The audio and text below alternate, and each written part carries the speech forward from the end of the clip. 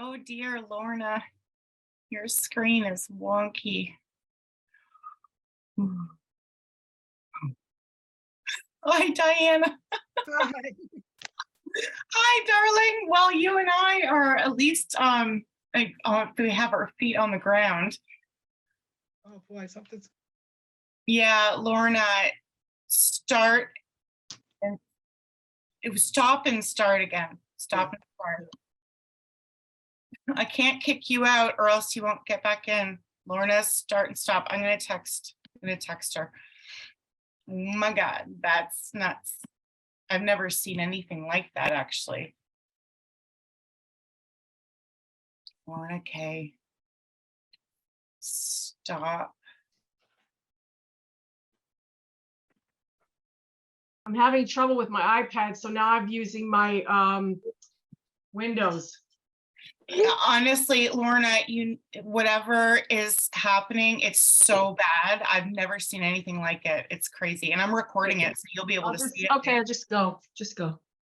Well, I would say log out of whatever your iPad, log your iPad out because it's crazy, girl.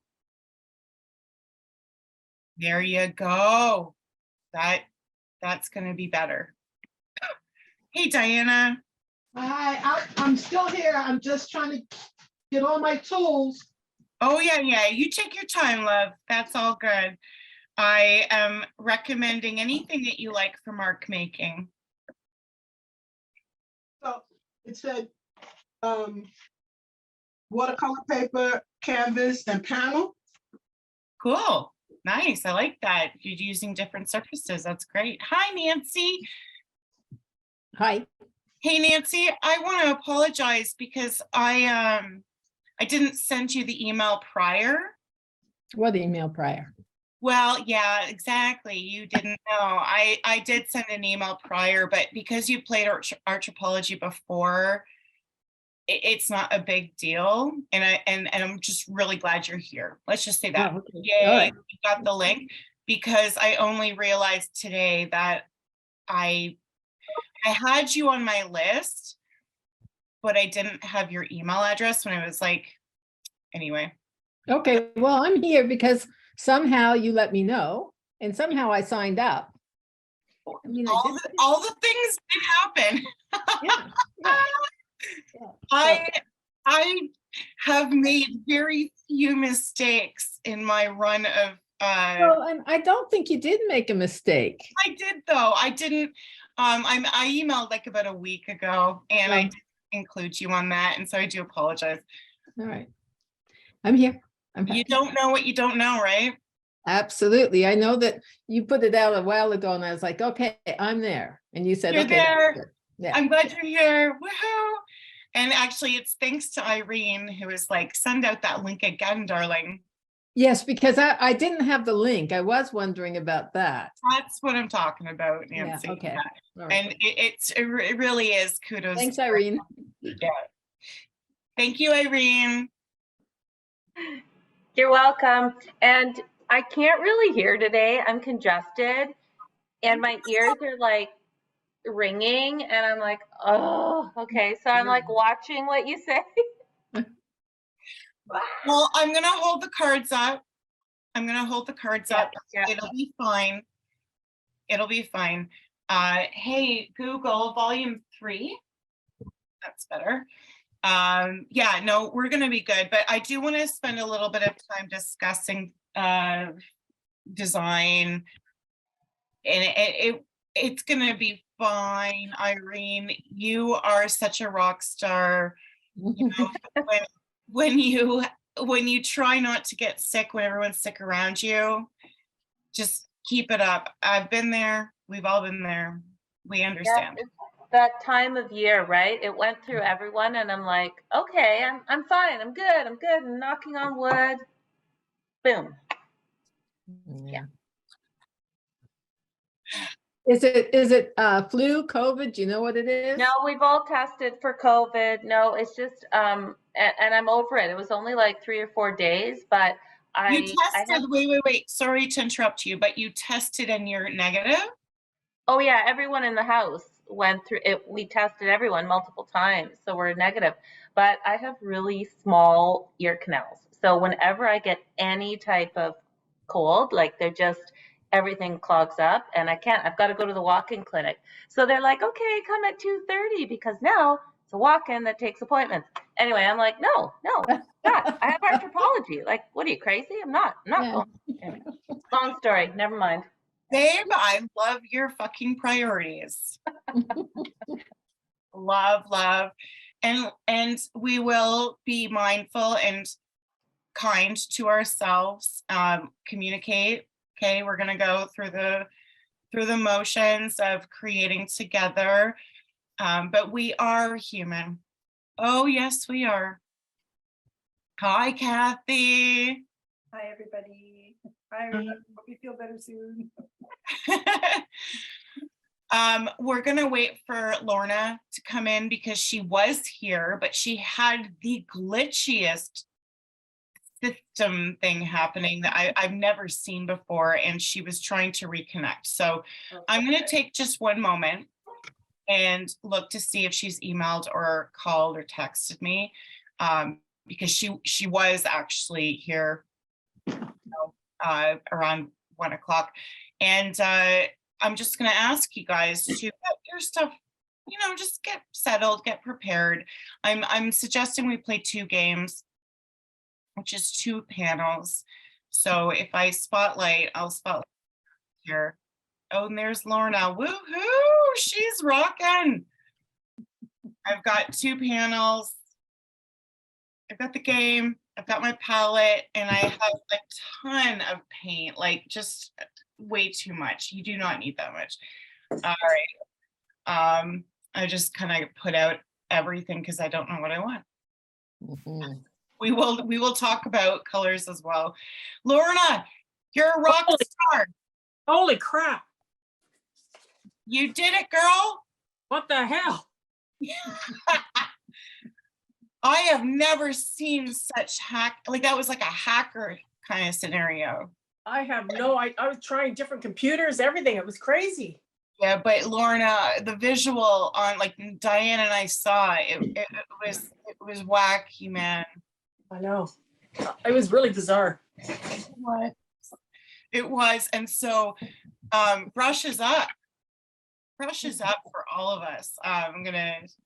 So what are we doing? What did I miss? Oh my God. Oh, you didn't miss anything. Okay, so, brushes up. Let's just do a hurrah for us. A little. Yay! Bam, bam, bam, bam, bam, bam. We are going to paint. That's what we're going to do. Oh, Yes. I want to do a little discussion about abstraction and design because that's actually the biggest contender for any time I played this game throughout COVID was, well, thanks for playing the game, but what about the design, the construction, the theory? And because during COVID I was playing the game for free, there was no way I was gonna just be like, oh yeah, let's sit around for the afternoon and talk. Yeah. It was fine to play the game, but it was really up to each of us individually to explore the principles and elements of design. But I do have a little overview to get us started. And but I want to explain the game first so that you have an idea of what we're doing together this afternoon.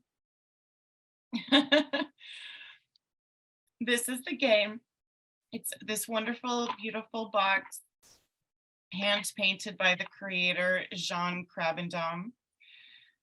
She's an artist, Dutch artist that I worked with way back. And inside the game box is some various items, some instructions for teaching, which is wonderful. And what's really important is the card for principles and elements of design, which we will be talking about. The cards. Ooh, They're all on one side color coded. On the other side, and I'm going to be setting aside a handful. I'm just going to put those back in the box because those are for me to write on in the future. And I haven't decided to do that because I've never been able to, well, I've only once been able to play the game in real time without Zoom. So, but we still have a ton of cards. Look at that. Yes. What's on the cards? What's on the cards? Well, they show various actions. And I have a dice. The dice is going to be rolled and randomly select one of the cards that will give us an action. We're going to play a game for, it's going to be approximately 40 to 45 minutes, where every time I roll the dice, especially in the first, we're going to roll the dice maybe like 15 times. And in the first half of that, 6 or 7 times, it's going to be 1 minute each roll. We will have 1 minute to play the action. And as the game progresses, I'm going to, this is where my savviness and I am going to be looking at, I can't see your work and that's okay, but I'm going to be looking at how engaged you are and what sort of time do we need. It might go into 2 minutes.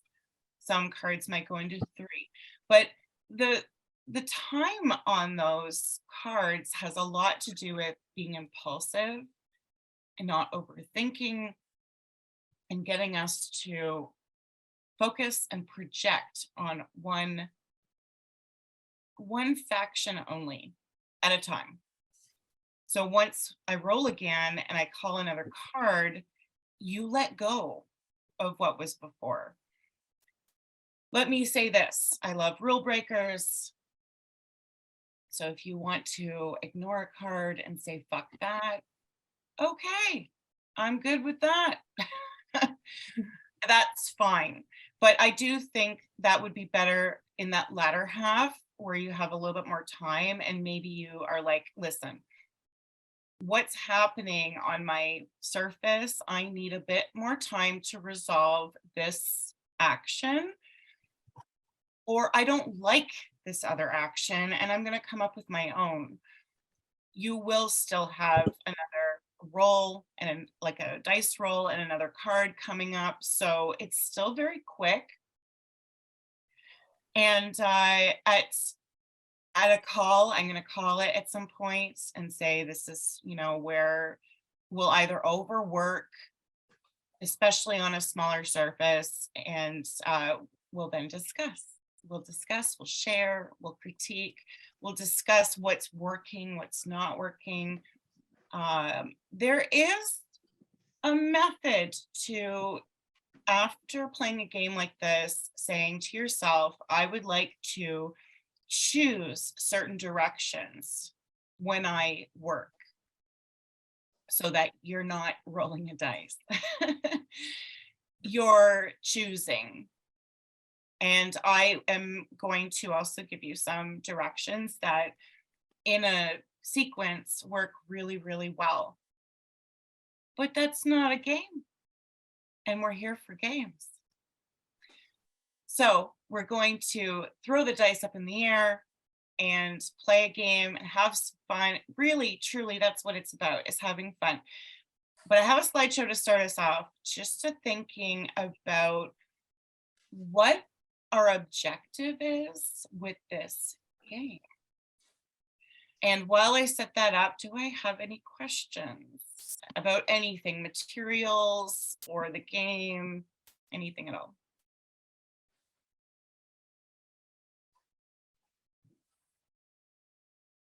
Julio. What happened? Oh, I'm sharing my screen. We're getting into real stuff, so. I almost panicked. Me too. It's all good. all good. I'm rubbing my canvas. It's like a Buddha head, Huh? like a Buddha. That's right. Rub it for love. Rub for love. Woo! I love that. Beauty. Can you see Artropology? No, Can No. you see that screen? we can see you. Well, and we can see a little block of your screen, right? Or somebody's. Yeah, hold on. Do this again. That's why I'm asking.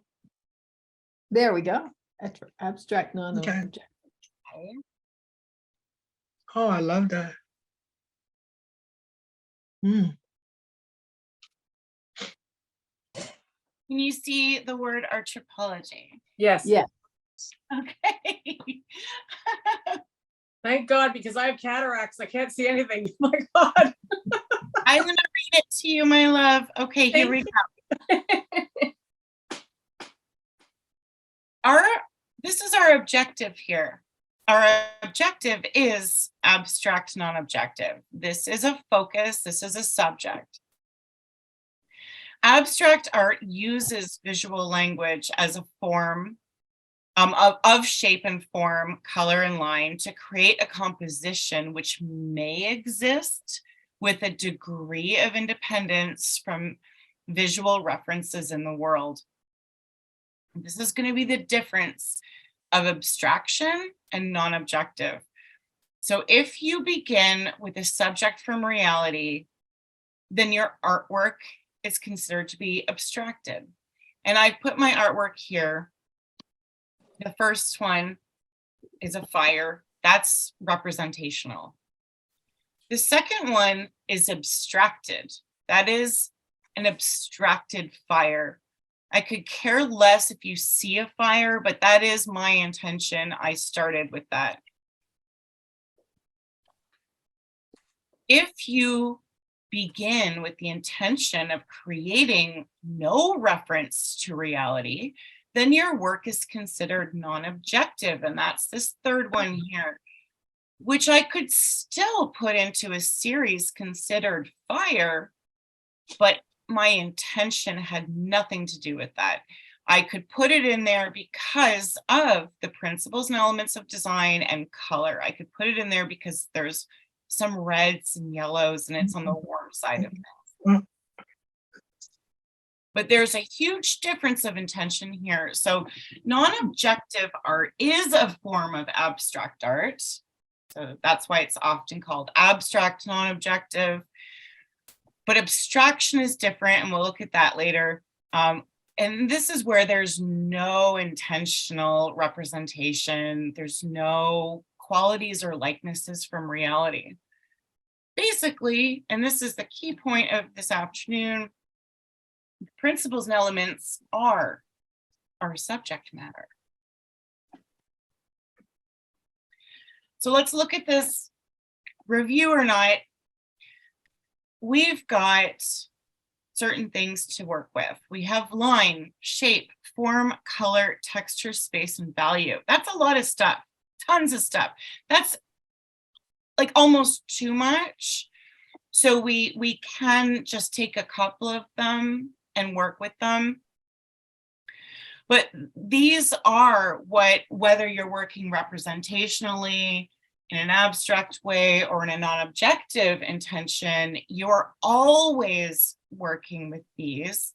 But non-objective with this game is our 100% mission. So we do not go in to our work today with any thought of a landscape or a form or a fruit or a vase or a figure or a tree. There's none of that. We are focused 100% on lines, shapes, color, and texture is a bit of a funny one for us because I was suggesting that we stay pretty flat with our paints because thick texture and whatnot can take a long time to dry. But space is a massive thing. How are we going to split up this space that we have. And then value and color are symbiotic. And then the principles are how we use all of those things. How do we take all of those elements and create pattern? Value creates contrast, but value can also be incredibly subtle. So contrast could also be subtle as well. The juxtaposition of areas and not just the whole, but maybe some subtle areas of our work. How do we emphasize? Well, we can use color for that. We can use contrast for that. We could use texture. You can also use line. You can use any of those elements to describe a principle. Balance as well, size, shape, space. Something that takes up a big area is going to create a balance. If you have a big area of one color, then you would hope to balance another side of your space with multiple smaller areas of various sizes, various colors and values maybe, but that you are having a balance of that and not just like two big spaces. Because that's too balanced, right? So we can't have too balanced. We want something that has interest, a juxtaposition. Same with scale and proportion, that goes hand in hand. Harmony and unity, you know, that is where you can get into patterning, like Jackson Pollock having, and his work is so underrated, where it's not just dribbles and lines and spots and dots and splatters. There was an actual thought process of where to put certain color and value and how to, it's actually, we're going to look at this in a composition of a constellation and how you have it spaced out quite nicely. And then there's more of an even balance, there's a pattern, and there's a rhythm. So you're pulling a handful of the elements and principles together. So you're picking and choosing things that work for you, work for your mission. Intentional or not, because this is a big thing with the game, is we're gonna probably only have an idea of what the hell we're gonna pick halfway through. But what are elements of a strong composition? Well, they're characteristics that are not measurable or quantifiable. Woo, that's fun.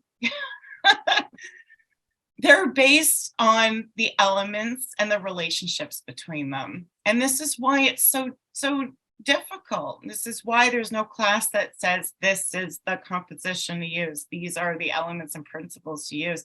There is not one of them. This is the challenge. So to plan your painting, either at the beginning, middle, or end, you need to keep the elements in mind. And when I say at the end, there is a lot of value to intuitive painting. We will be doing a little bit of intuitive painting with, or maybe a lot of intuitive painting actually, with the card game. And that is okay. So maybe at the end, we start asking questions, but please feel free to always use these questions at the beginning when you're planning a painting, because the compositional elements are important. The shapes and how they're arranged. The relative value and edges, soft or hard, of those shapes. So you could have one shape with like one hard edge and 3 soft edges and vice versa. That makes a huge difference. Lines and direction, brush strokes, woo! That's our visual language, my loves. If our brush strokes are too flat and not indicating or giving some sort of narrative, then our viewers don't know what to read. So that's our job, is to allow those brush strokes to show form, show movement, show rhythm and pattern. Value contrast, massive. I'd say value is more important than color, but color is important in temperature. Temperature and chroma. So you can have warms and cools, and you can have lights, but if you have lights and darks and nothing intense, which that chroma intensity is pure color, then there will be no focus. And that goes back to the emphasis of the principles of design.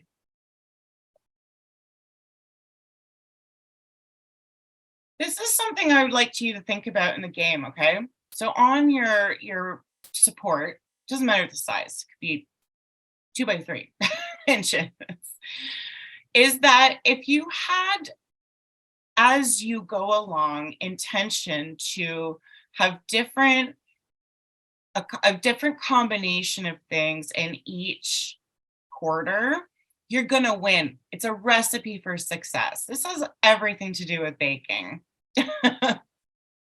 Or maybe cooking. I don't know. You have to tell me. Probably cooking, because cooking gives you a little bit more freedom. That if you have in one area small, less contrast, that's supposed to say contrast, by the way. You had some curvy directional lines that lead into some more small shapes, low contrast, that fades away, no direction, mystery, and then leads into huge shapes, massive shapes, big, high contrast shapes that then lead back into kind of like the smaller shapes, right? If everything was, I don't mean that you actually have a swirl of lines, but that you think about having a variety. That's number one, a variety of shapes, value, color, contrast, a variety. That's massive. A variety of things. And if you kind of swirl them around like you're making soup, you tend to win. Trust me, not all soups work. So I'd like to think myself a bit of a soup queen, and a lot of my soups have failed. But most of my soups have worked out. And there is a base of soups, right? You have your mise en place, you have your onions, carrots, celery. These are the things that make a good base for a soup. And these are popular compositions. I'm not saying they will all work for you. You have to go with what you're drawn to. And also, you're taking a base composition where you start out your piece. And so when we start out the game, I'm going to suggest that we start with big shapes and think about a composition like this. Big shapes first. And then all of the little confetti comes in over top and can really obscure this stuff. But if you have a good base composition, you're generally a good recipe for success, just like having a soup with mise en place. Some of these are a little bit kitschy. I'd say radial, a little kitschy. Mass central can be a little kitschy, but it can work. And I know and I believe in us that we can make it work. The L shape, by the way, very indicative of landscapes. These are compositions that kind of go for a lot of subjects, but also non-objective. So when you think about space, oops, how are you splitting it up? And I would say splitting things up into 5 to 7 shapes is really smart. Some of these only show 1.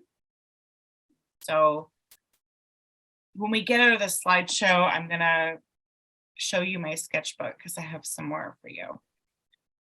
Here's couple of basic rules. This is a reminder just for us all. I know it says for landscape, but it still applies. Horizon lines in the middle suck. It's just too predictable. So be a little bit more mysterious than that and go with the rule of thirds. So if you're going to put any lines in your work, so if any of the cards I call for a line, try to avoid the middle. and be a little bit more of either this sort of rule of thirds or a diagonal, and create a visual path. Diagonals always work. As we look back here, diagonal is a very good composition. S-curve, very good composition. Cruciform as well. That diagonal will always work really well. And if you're focusing in on a center of interest at any one point, and that center of interest is going to be non-objective, so it could just be a shape with a fantastic color, let's hope that baby is not smack dab in the middle. Let's move it off to the side, right? Move it off to the side. Don't worry about number 6 or 7, but also having objects that lead you out will be something in a critique that we will challenge for sure. And that has not just to do with pathways, that has to do with lines. We have to mind our lines. We're going to overlap. If you keep shapes all separate like Klimt did, hey, you could rock it, but he already did it. And it's a bit, it feels a bit segregated. So try to consider overlapping shapes that you have, especially shapes you like. Repeat them in different values, colors, and sizes. Have them go off the page, have them off on an angle. Again, focal point off to the side and off centering. And that's it for the slideshow, because I'd like to come back to this later. That was all I really wanted to do, is to get us thinking about composition.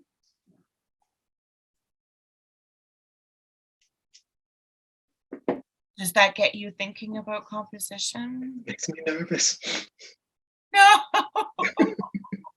that's okay. You can be nervous. Don't worry. Once the dice rolls, it's all of that might be out the window, but we're gonna, in a critique, pull it together, baby. I want to show you quickly some of the basic compositions, because you can pick one now. You could pick one and say, I am going to have this in mind. There's, a lot of merit in having a little bit of planning. I know what my default is. You might have a default and you might want to challenge that. Maybe you want something, different in your life. Horizontal always works, my loves. It will always, in the end, represent a landscape. Nothing wrong with that. Same with vertical. Vertical will always work. So if you keep to your strokes in that way, you will always win. Diagonals will always win. Cantilever is a fantastic one to consider, because as you create your piece, you have a mass weight with something that resembles it in a very tiny little cantilever way on the other side, and it's uncomfortable for the viewer in a good way. It looks like an alien too, doesn't it? There's your landscape where you have trees on a, background forest. Again, you can't go wrong with that. I'm not saying we're doing any kind of representation today, but you can't go wrong with that composition, especially in Western, the way we read left to right. If you did it this way, it would also work for different types of people around the world. Can you have a cave? Can you do a tunnel? Hell yeah. I would just suggest that it be off center is all. So if you end up having a nest, just try and focus the center to be a little off.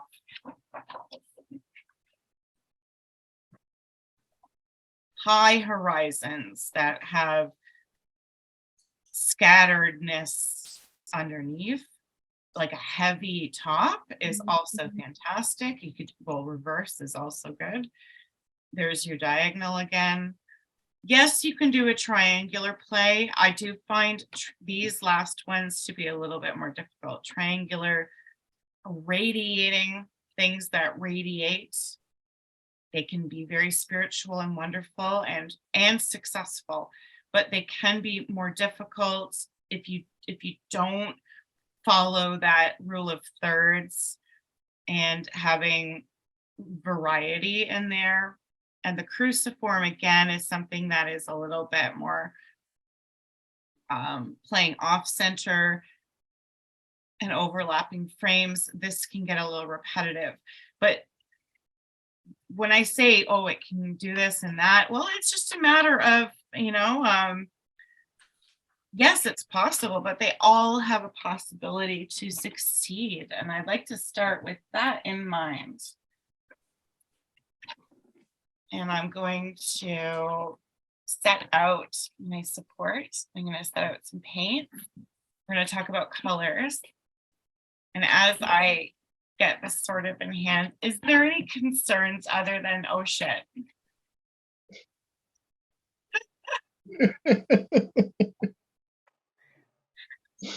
I have one request when you come to talk about color and neutrals. So I'm debating whether I should like pick a neutral or mix a neutral. So maybe I'll leave it at that and you can just talk about it. So if you have a neutral, Irene, like I have a graphite gray, I'm going to use it because I want to get familiar with using it. So this game is also just getting you familiar with your tools and stuff. So if you don't have a neutral, then you're going to mix it. A tint is adding white. A tone is adding gray, which is you're mixing a white and black, like a little bit of black into white. So you're mixing a gray into a color. That's a tone. And a shade is adding black or a dark. So you're making a shadow shade color that is in line with your primary, choice of color. So like if you're using red, a burgundy or a very grayish red,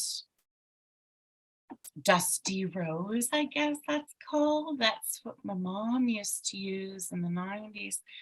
And then like a pale lipstick, rose. So then if you can play in this game with I'm going to say our first game, let's play with 3 primary colors. I think primaries are good. So you pick them, whatever they are, everyone has different colors here. I don't want to give you like, oh, you need to use this, this, and this. You choose 3 colors, a yellow, red, and blue. That would be fantastic to start. If you have 3 neutrals, a white, gray, and black, use those. If you don't have a gray, then use a white and black. I think that would be wonderful. So just to complicate things, and because I'm difficult, I love complication. I'm interested in using sepia more because I really like it, but I don't know if it's wrong to use that with primaries. And not at all, no. And so that could be your neutral for this session. Okay, I'll be quiet now. No, no, come on now, babe. That's why we're here. A brown, like a burnt sienna, burnt umber, sepia, Van Dyke, any of those browns could also be one of your neutrals. Is fine. Yeah. And I don't want to open up the rest of the rainbow. Let's do that for the second game. So this first game, primaries. Okay. Primaries could be a red, yellow, blue, or it could be CMYK, which is cyan, magenta, and yellow. And I'm going to leave that up to you. And what you feel is a good, either comfortable place for you or a good mission for you. The game is going to be random enough. So if you want some comfort, then take it. There's no shame in that. No shame here.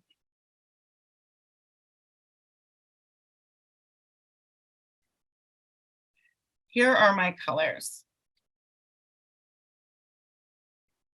White, black, sepia. Although I would, okay, yeah, magenta, phthalo, and I'm gonna do Indian yellow.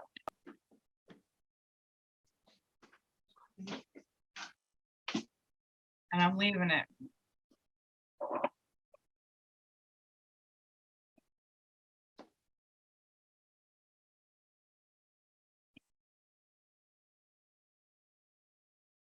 Okay. I'm gonna suggest out, so I'm on an 8x10. And this is the amount of paint I put out. I apologize, this is very messy. And this is the way I work. So I put out maybe a dime or nickel size at best of colors. I can always add more.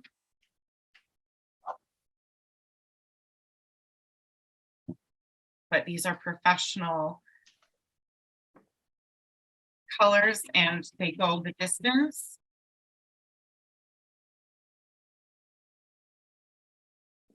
And I find if I put out more than that, I end up big time wasting. This I don't waste. So I've got 6 colors out.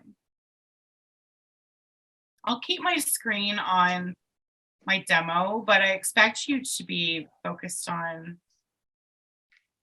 your work.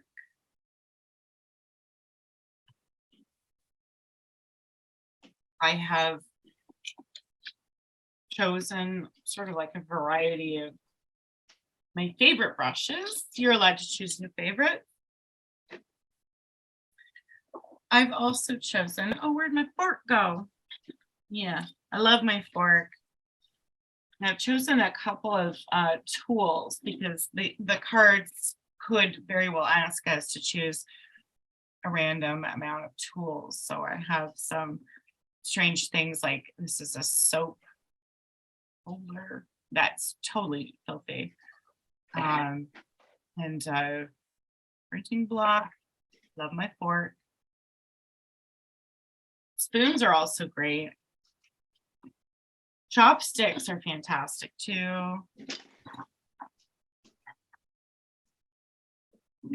And then just, I would suggest a small, medium, large brush. I am going to suggest that you start with a larger brush.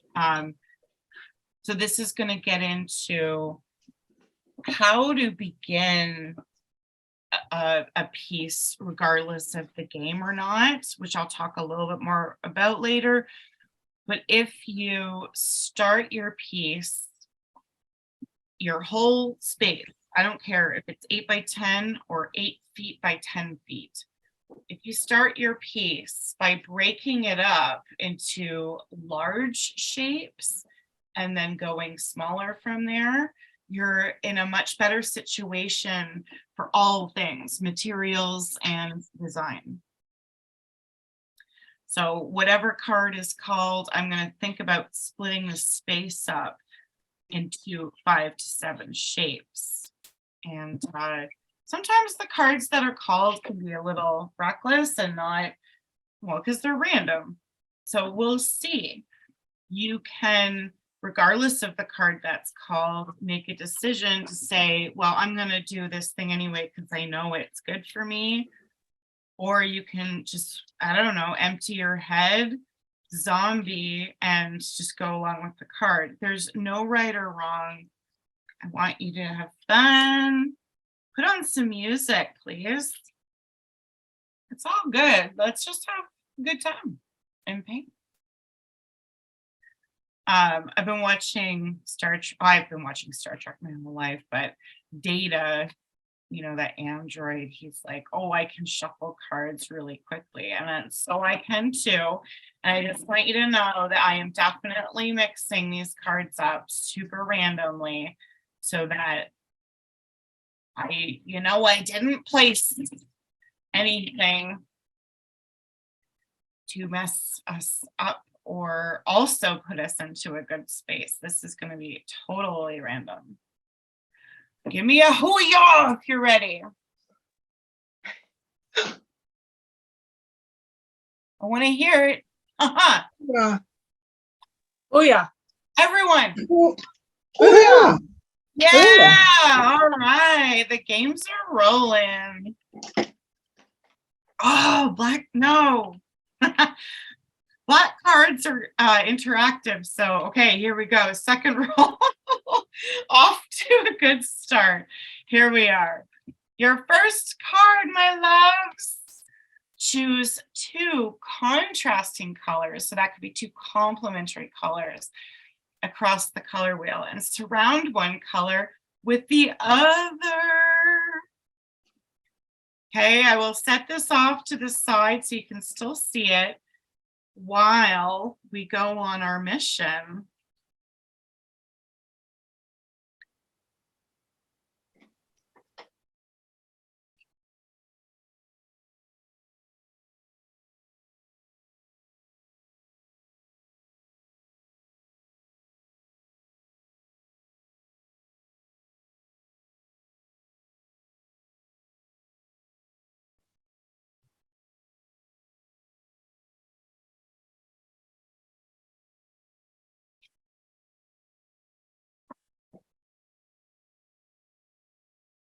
One minute.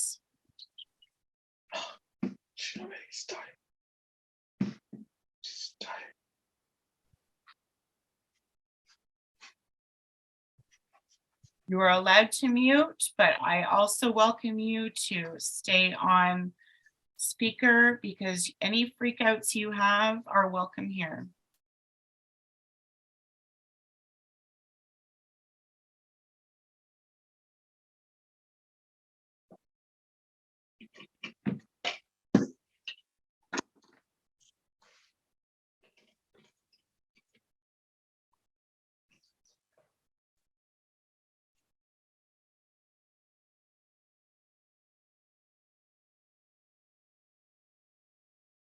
Maybe you'll take, if you're quick at painting, maybe you'll take this time to fill up the whole space.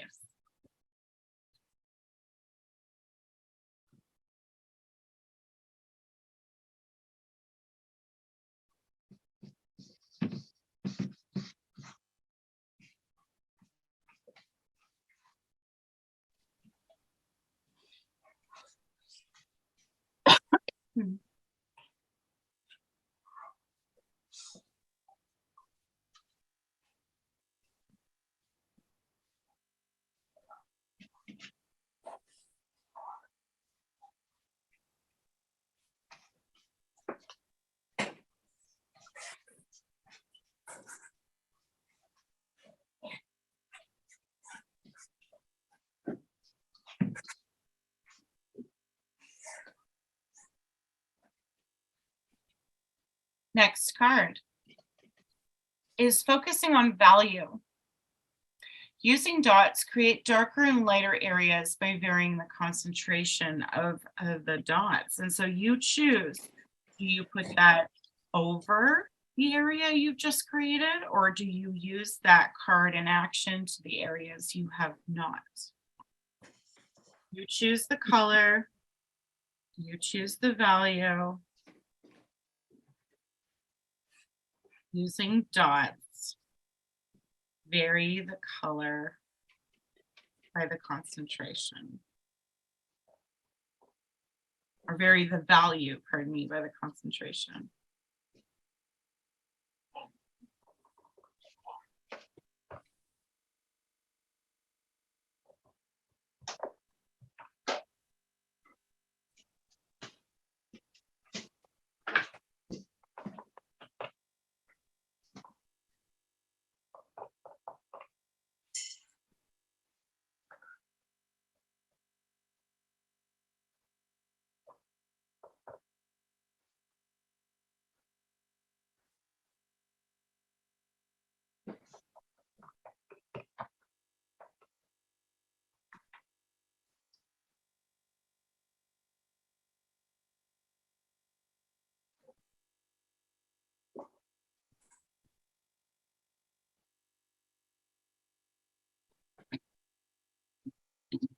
Thirty seconds.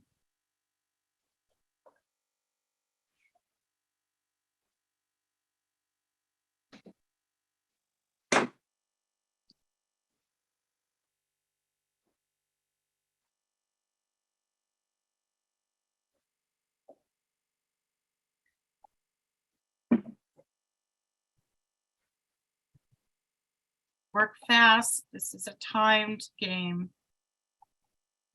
There's no place for slow strokes here. Boot camp. There is merit for that. So take note how you're feeling. We can discuss it later. Get your brushes in action. Next roll.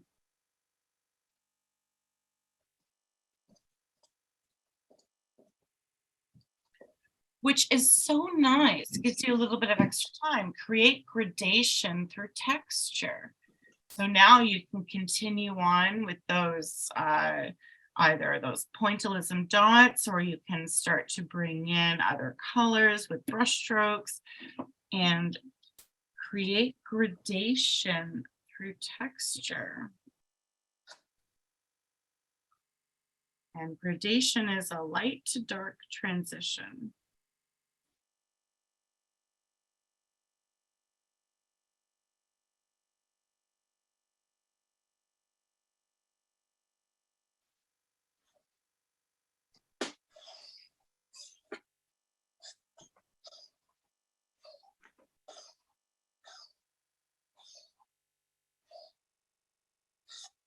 Can you cover our stuff you've already done? Yep. Your painting, your choice.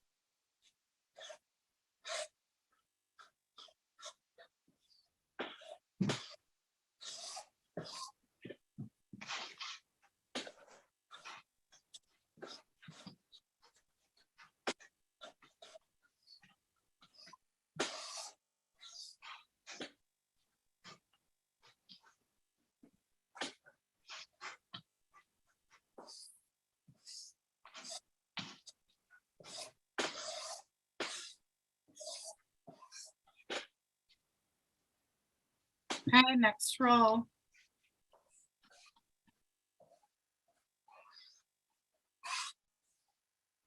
Ooh, drip or splatter paint.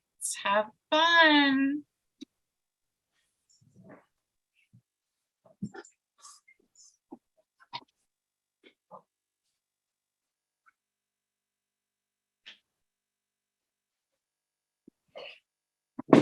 I'm gonna move my cards out of the way because I've dripped and splattered them so many times. Just drip or splatter is the next card. I'm just gonna hold them close to me.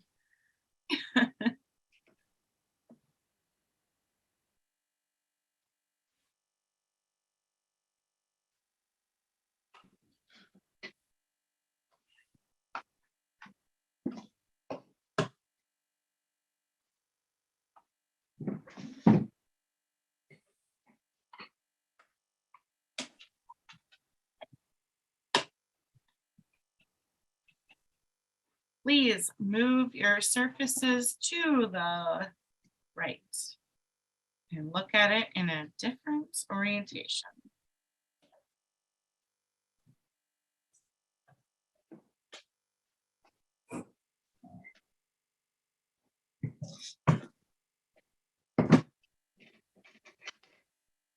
So what you've turned it to the right? Or left, right or left, just turn it. Yeah. So are you still spattering or what? Yes. But I want you to look at it in a different orientation. Yeah. And you can, when you splatter, you can also move your canvas and let it drip. All those good things you can do within a minute.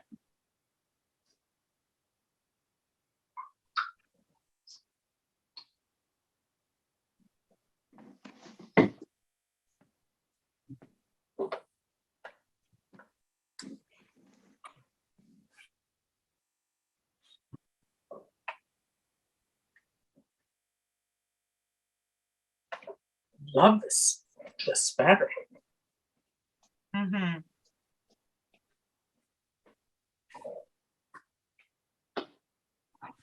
Yeah, and honestly, I don't really care how you turn it, but just turn it. Makes a big difference to look at it. So when you're working in non-objective fashion, you're not looking at it as if it has a right side up or down right now. Yeah. That will not serve you.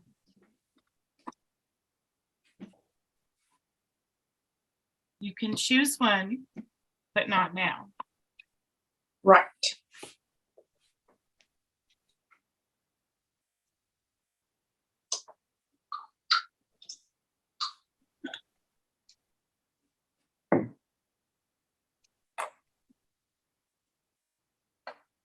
Ooh, enough splatters.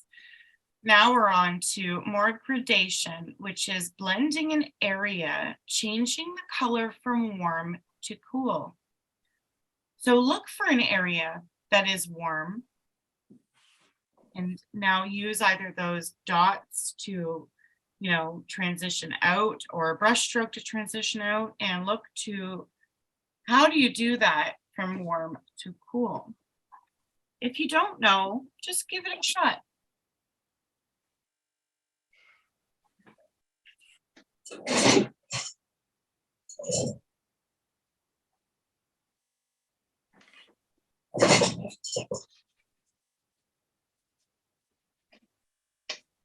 Just one area, Shar, or more than one area? And that's a great question. So definitely minimum one, but you can, for any of these cards, if you can rock and you want to rock more than one, then more than one. Okay, thanks. But minimum one for sure.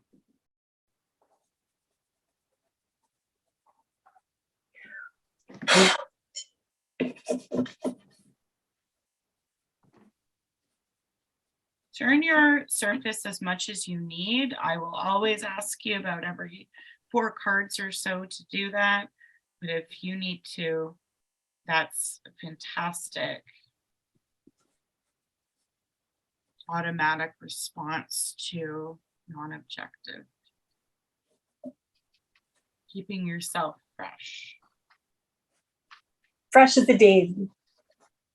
Daisies for all days. Popping up. We're popping up. Like a Miley Cyrus song.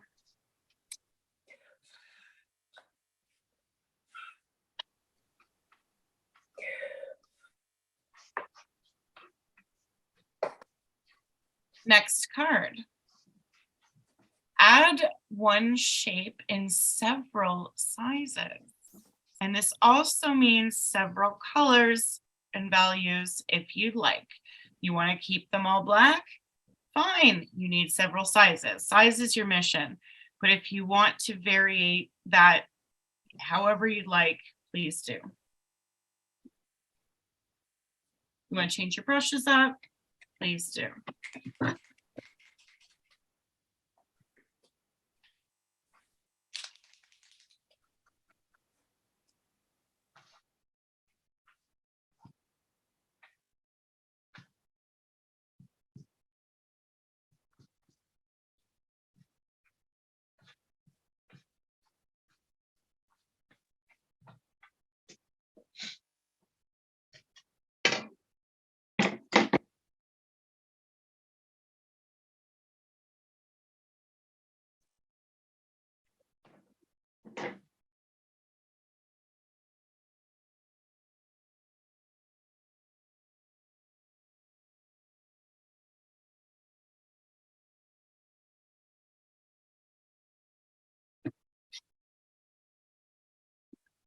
Rotate your surface.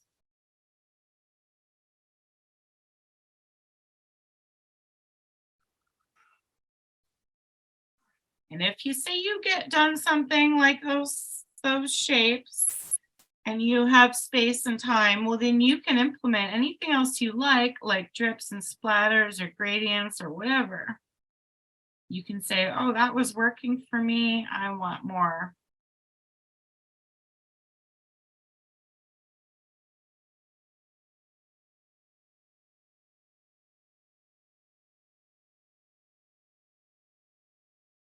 I'm right now having a lot of fun with my brush because my brush is kind of skewed and wacky and not behaving, but it's nice. I'm like, thank you. Thank you for being a bastard brush.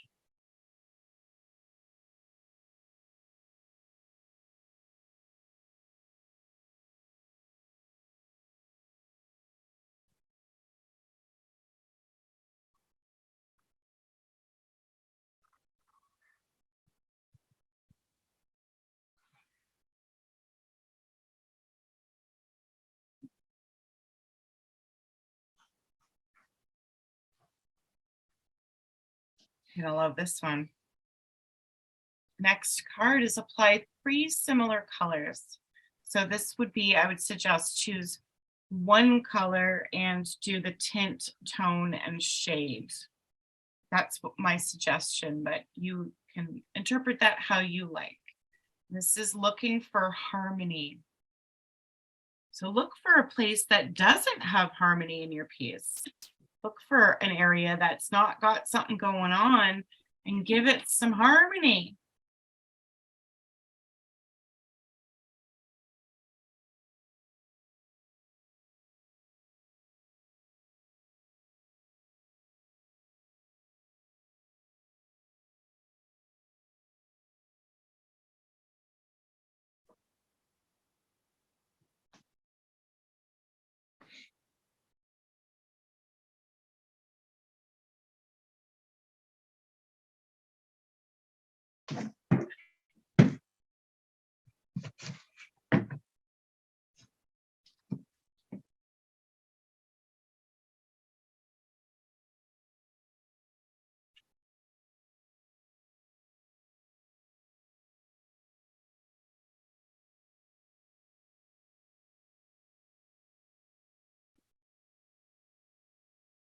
And I suggest to move your painting again in an orientation that is new to you.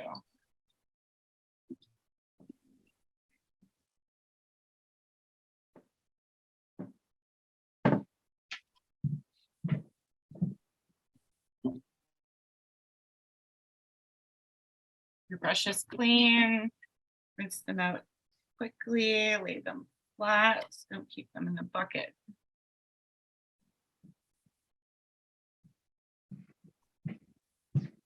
We're halfway through, so you might have a little bit longer for each of these rolls. Might. You might, because I'm not a power hungry queen, but sometimes I can seem like that. Okay. Value, create 3 areas of dark close to an area of light. I will leave this card up on the screen for a little bit. 3 areas of dark close to an area of light. Look at what you already have happening.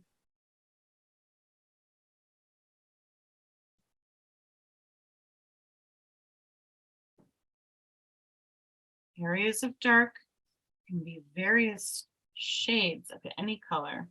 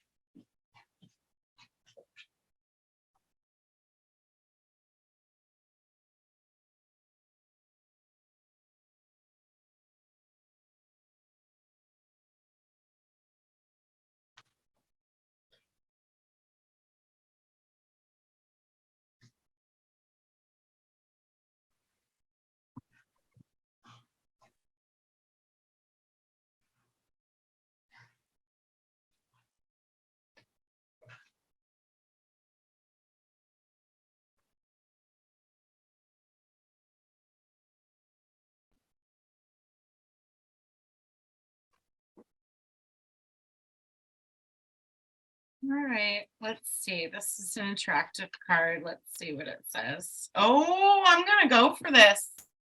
I'm going for it. Take your mute off, everyone.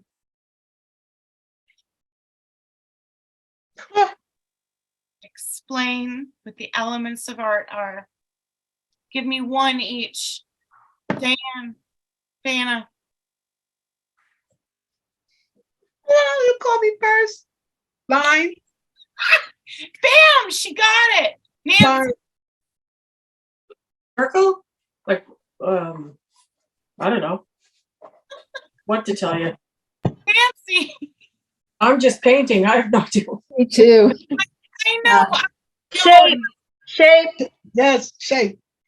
Yeah, this is your brains in action while you're painting. Come on, Kathy, give it to me. My brain is gone right now. Yeah, My brain Yeah? is gone. color, Value, yes, Color, you know, texture. texture. shape. No, It's great. That's perfect. Okay, back to the game. I love it. That was that was fun for maybe me. Yeah. And thank you. Mwah, mwah, mwah, mwah. Kisses and hugs. Okay. I'm just all mud. Now, so create unity. Use value to create unity in your piece. So I want you to now take a look at what's happening. Terrible. Yeah, Take me a too. take a look at if there's an area. I'll use mine as an example. It's the only thing that I can truly do for you. Okay. Value is something that, you know, it can be in an area or overall. And I can say that this area has no true value happening. There's value here and here. Maybe to create more value for unity, I will make something darker or lighter. And this is, so look at the areas you don't like. How about that? And ask Yeah. yourself, can I make that area darker or and use like a opaque, you know, dark? Or can I make those areas lighter and almost like think about gesso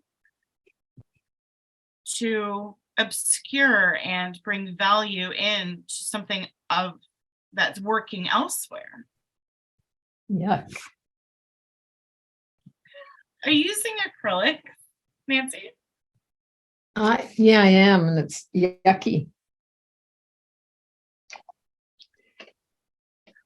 Really bad. Okay, I will critique. Well, I'm just smudging it all now. Okay. Well, those are choices you get to make. Just maybe focus on one area and you know, a smudge overall could. So I'm gonna do something. Okay, Nancy. Yeah. Okay. You can smudge a whole thing.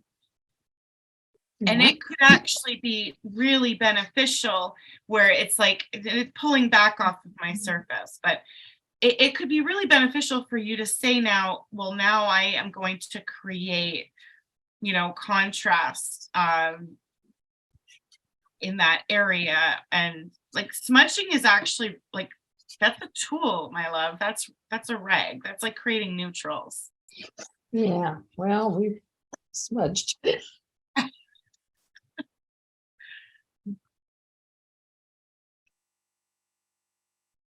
This board does not like smudging. It just pulled right back. That's okay. I didn't expect that though. Oh my God.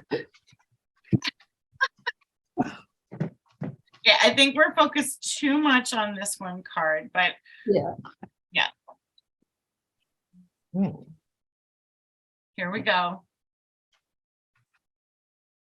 Next card. Add 3 open shapes. Open shapes. I want you to interpret that however you like. Add 3 open shapes. To break up space. This is what we're doing at this point in the game. We're breaking up space.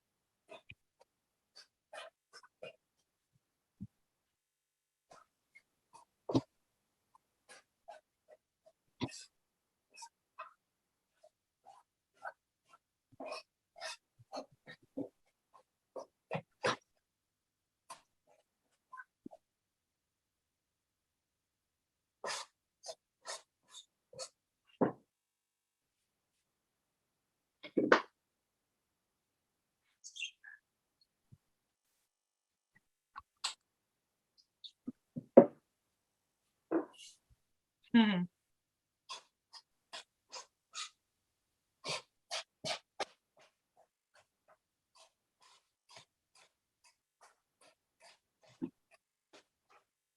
Add contrast to an area with texture. Your focus is contrast and not texture. Contrast.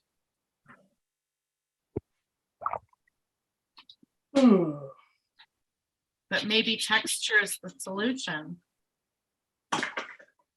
Do you have to use brushes? No.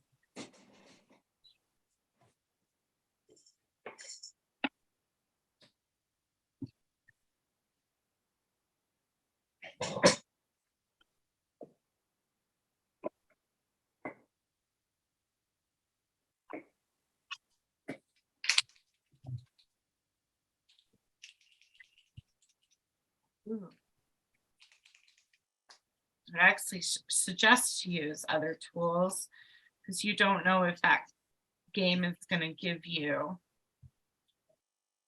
the card to use other tools, because there is a card in there, but what if it doesn't get called?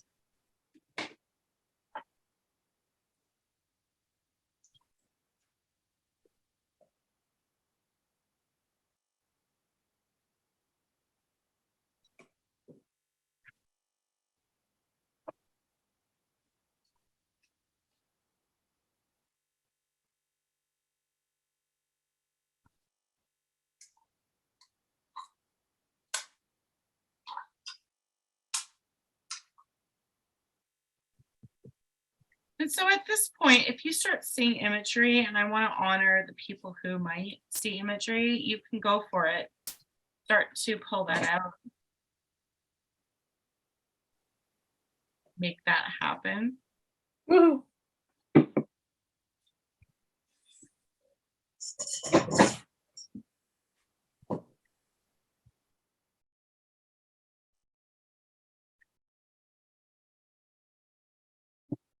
Just gonna 2, 3.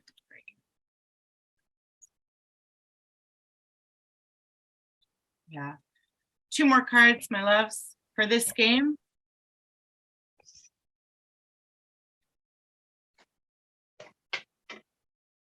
The next card is to take one of your colors and make it dominant. Your focus is the principle here is dominance. So you're taking one of the elements, you're taking color or contrast or texture, and you're using it to create dominance. But it's asking you to use a color. So you're using color to create dominance. You can use a new color if you want. Or you choose a color that's already happening.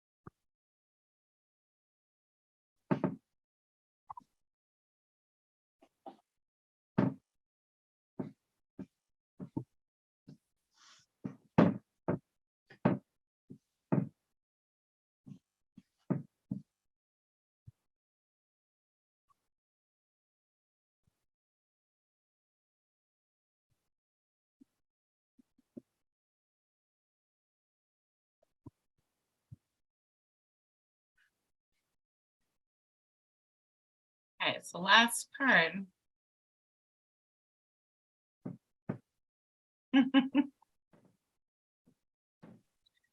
Well, and there you go. Diminish contrast by adding dark or light to an area and tone down an area so that it does not have as much contrast. You choose the area. It's about contrast, but it's also about diminishing contrast.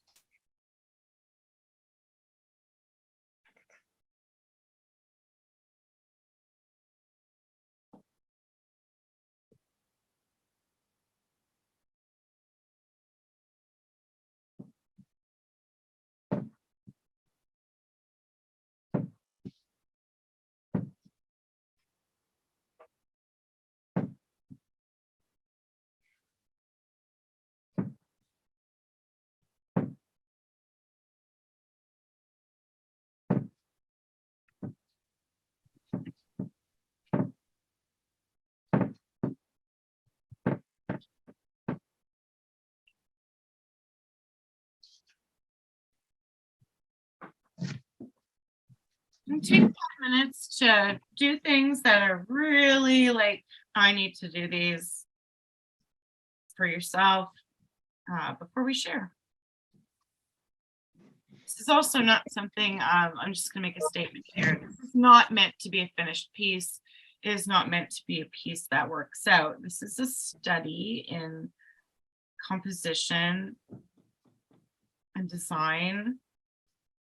So all those thoughts in your head about, bam, why didn't it do this and that? Just go with it right as it is right now. Just accept it.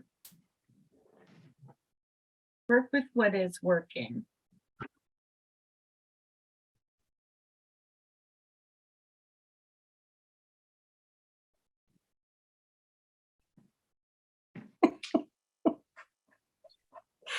Oh, Lord.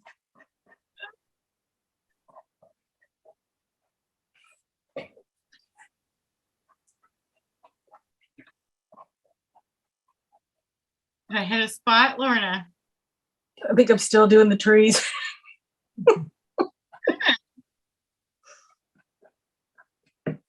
It'd be crazy. We be crazy. Woo. Yeah, buddy. I love it.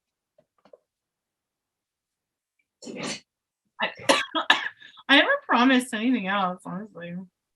Huh? I never promised anything else. So like, Nope. you got what you Huh? got what you came for. That's right. Bring it on.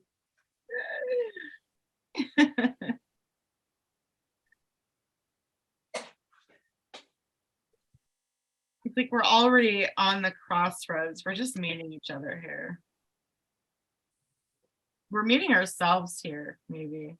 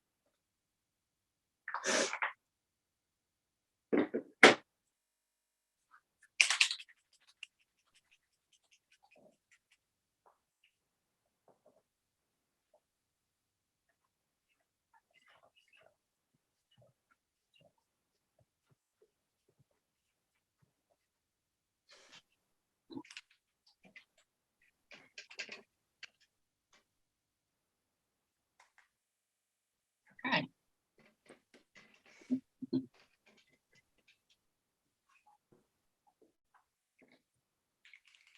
Oops. Oh, I think I did a thing.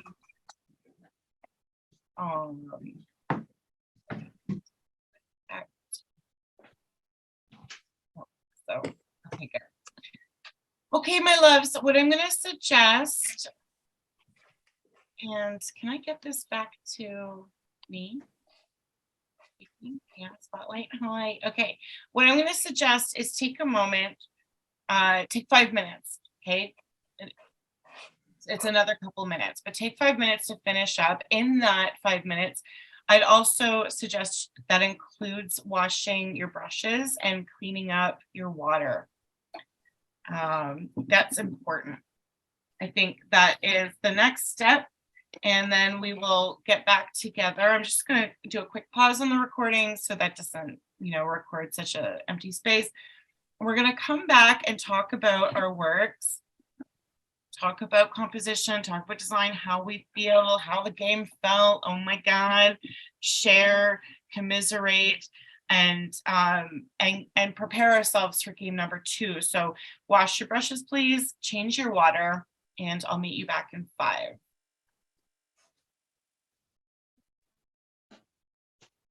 Lorna?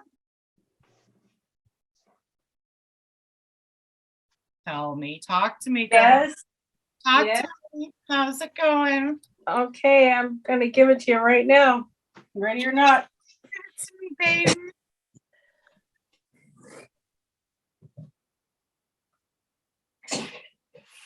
Wow. Stick. Can you see it? Yeah. Oh, babe. Wow. You're in the trees. That's gorgeous. Does it say rock? Oh, sorry. Is there a Hope? word? Is there a Hope. word? Hope, Yeah, rock. rock.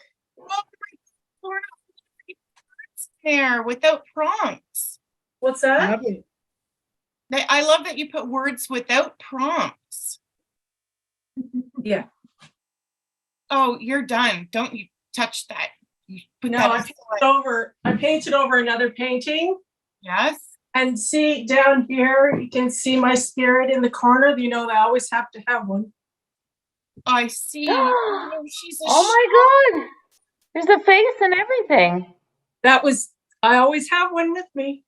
Wow, awesome. That's something. Lorna, beautiful. Holy crap. Yes. That must have been the interference in the beginning. Tell me how you feel. Tell me how you feel after playing that game. Oh my God, are you kidding me? I love this game. Yeah. You know, you go through so many emotions in this that, you know, like painting, it looks like crap. What am I going to do next? Like, oh my God. You know, many emotions, but I find it absolutely thrilling. Yeah. And I was at the rheumatologist this morning, and I have to go get nerve blocks now because nothing else is working. So I'm dying and I can't see. And I'm thrilled. You're such an inspiration. Oh my God, please, somebody help me. I love to paint. Thank God we have this. We are living, whether we see, whether we are feeling alive, we are painting. Whether we hear, Yeah. Whether we can hear. Or we know the answers.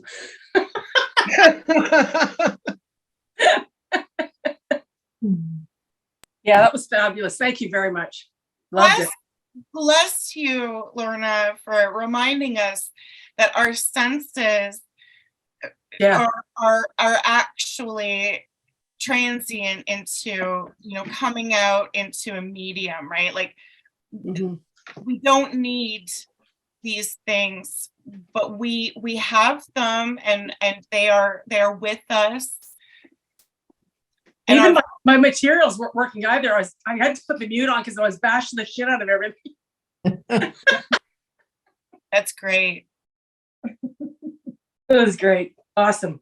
3 cheers. Well, beautiful piece. I started with you after, just getting into the, after the break, and I'd like for us all to and do a share. So I'm going to call on each of us to share our work.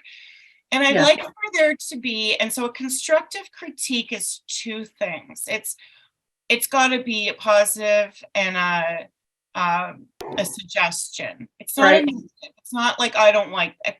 I'm sorry, Oh, yeah.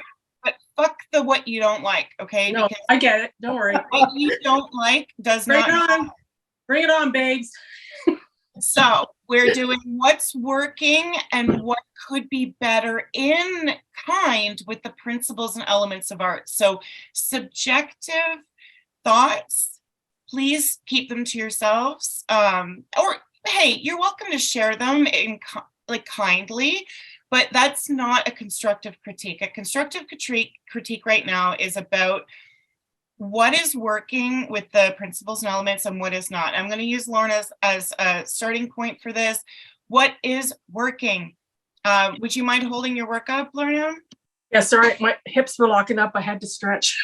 You can do a groove. You can do a groove if you can, hold it up. Thank you. What is working? Well, that color, that cool color harmony is working. There is a composition of the tunnel.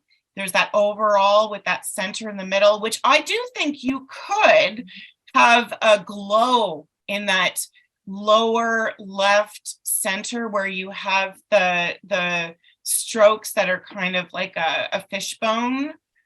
Yeah.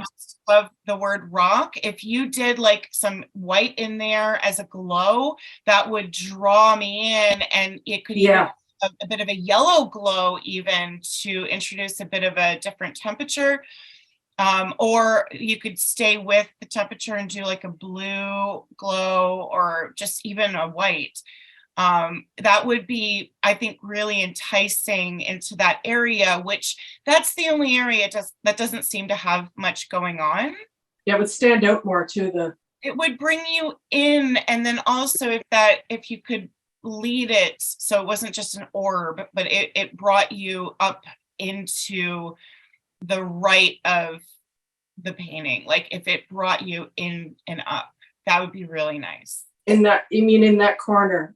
Up onto the right here. So above that, up into the right of the piece, like oh no, that would be your left then. Your left. So oh, you mean over here? Up. So point to the center that doesn't have much going on. Point to the center. Yeah. And then bring it up to your face. So you're Yeah, there. So if, and then up, up, up, up, up. Yes, to that area, like not just in the center, but like if you, yeah, had the white kind of come in that, it's that purple mauve space that doesn't have much going on from Right there. the lower, there, and then go to your left. Yes. Oh, no. Yes. Yeah, I wasn't finished yet. Yeah. There you go. Well, that's what good. it's too. And Oh. and if you wanted to bring in other media, which I know you love, Yeah. you know, gold leaf or something, you could use that pocket as a center, as long as it wasn't in this center. Yeah. No, Yeah. like, Yeah. I was thinking more of a whoosh. Yeah. Mm-hmm. Really, Can I add something?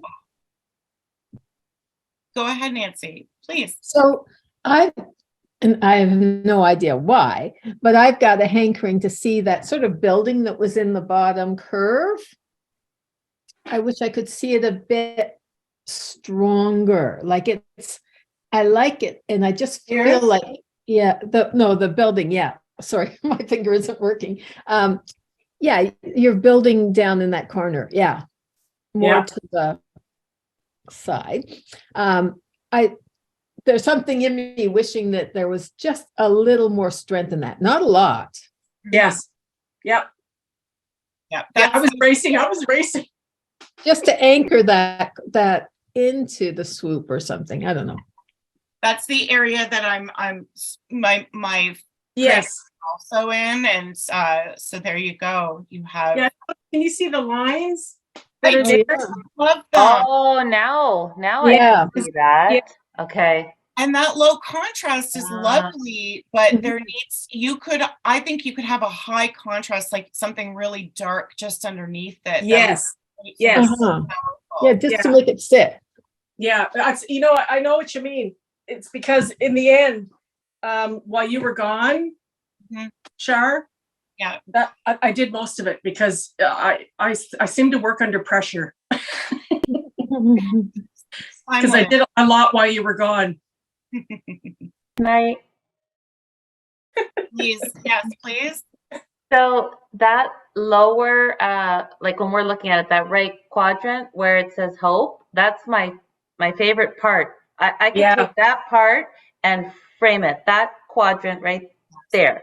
So it would go from fading in the top to like intense. I don't know, that appeals to me so much. It's that difference in values.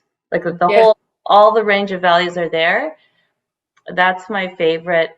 And the intensity of color.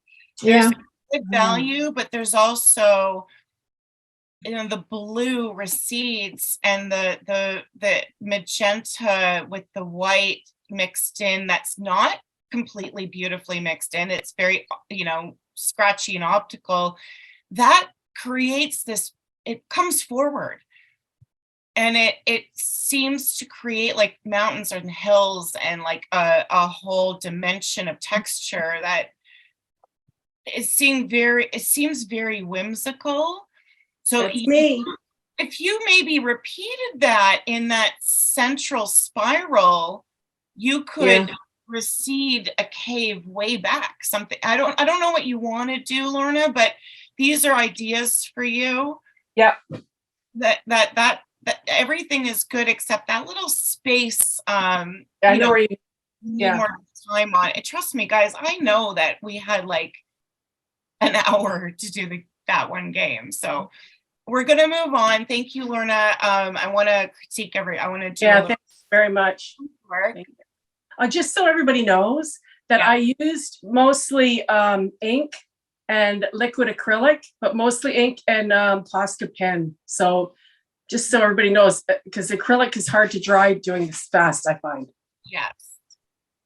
So And it's big. I wanted people to know. Your piece is big, so that would It's be really 24 hard. by 24. Yeah, that would be really hard to dry. Yeah. Yeah. Okay. 24 by 24. All right. That's we're gonna going to Nancy, because Nancy, if you don't mind, you were having a hard time with the paint being super wet, and I'm curious as to what's going on there. Okay, so I don't know which way to put it, but I smudged it all out and tried to Oh, I love bring it. the color back in. I'd say great movements, great Yeah. combo. You're done. I can't recommend anything else. Okay, thank you. Yeah, love it. Anyone, please, if you don't mind holding it up for a little bit, Nancy, does anybody have suggestions or thoughts of what you are craving, what you think design-wise is good? Please, this is also a wonderful moment to give props. Yeah, I love the shapes. And the color combination I really like. Yeah, it's more like an unsaturated palette, right? But it all works together, like depth and everything. And those cool little bubbly things. Yeah. I love the bubbles, and I love that you didn't go too nuts with them, or else it would have been like an octopus or something, you know?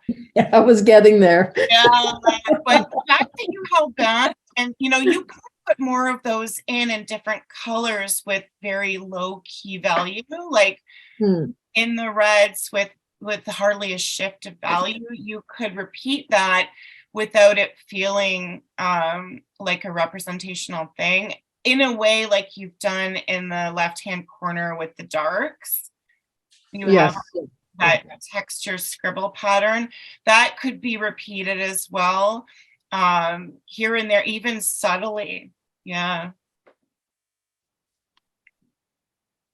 Fantastic. Beautiful. For your moment of what is going on in front of me and none of us could see, Mhm. I am truly impressed. Thank you, because this color here,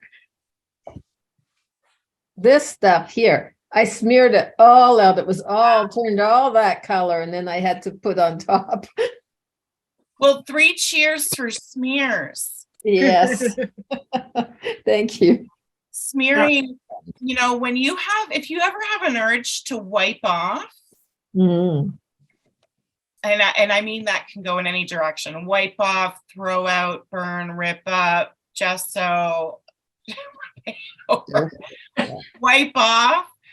It's an intuition that, there's nothing wrong with. And I have found it can obscure in a really good way. So that hesitation could be trying to be too precious.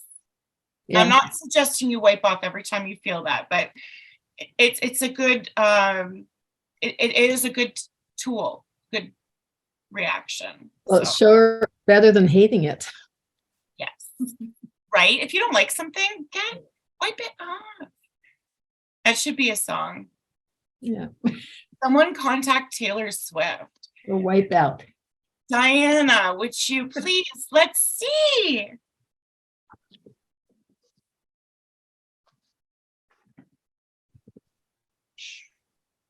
Ooh, bring it up higher. Oh my God, I love your colors. Yeah. You had some great primaries to work with. Oh wow, I see like Paul Klee, mechanical, like almost some words in there. Yeah, that's cool. Mhm. Very interesting. I like the pipes. The lines that are following the form. Yeah, like the wormy pipes kind of thing. Me Really too. neat. Turn it. Hold it back, Diana. Hold it back. Yeah. Right? Beautiful. Mm. Yeah. Mhm. Turn it one more time. Yeah, one more time. Yeah. Yeah. Three-dimensional like that. Yeah. Yeah. There's a lot of dimension. I like that way. Me too. Yeah. Mhm. So there's something that I'm kind of wondering, Diana, is so as you continue on, maybe, and I'm asking us all to, discuss this, maybe the dark kind of straighter lines, if they can either go off the canvas or if they can be hugged the way that you have that one shape in the corner that has that shape, like that it has some other vibration to it, just like the forms that have the rhythm. And so if those black lines, I actually like them, but if maybe like at some point throughout them, or if they could have just here and there a bit of that incorporation so that that one corner translates on the other side of the canvas, that'd be cool. I like it that way as well. That way, yeah. I also like it the first way that you showed out. Mhm.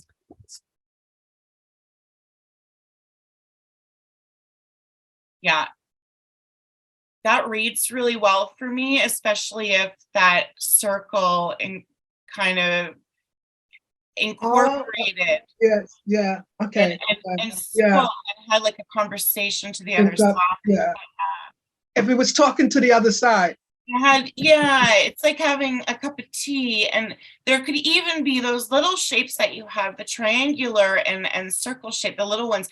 Why don't you could have those dancing around, and that would also amalgamate the dark, more the linear shapes that I'm saying that might be nice to have a little bit more movement, but maybe they'd be okay if you had More of them? more of the smaller and in different sizes and different values. Yeah. This is where this is a good thing to think about, is you don't always know what the answer is. You don't always know where to go at a certain point in a painting. You have to sort of think about maybe what the more, like the biggest thing you can do to change something, and then how that's going to influence, how that's going to relate, and then assess again. Because you could get like 3 suggestions and only one of them really matters if you did that. Mm-hmm. Right? So, or maybe all 3 of them work, but in different variations. So it's kind of interesting that you get to a point in a painting where you're like, I need to go with my own instinct of what I think I need to do next, and then assess again. So you take your notes, have a glass of wine. I like that part. And you make decisions successfully. Yes. Succession, yeah. I like that part. Succession and successfully. Successfully. Yes. I love it. Beautiful. Wonderful use of color, Diana. Kathy, please, let's see what you have created in our game number 1. No, Please. I'm sorry. I'm choosing not to share. Okay. I haven't touched my acrylics since I did No this pressure, no once with you pressure. long time ago. And I've used these tri-art ones I got, right? And it's the first time I've used them. So it was very wet. And I also misunderstood a couple of the exercises.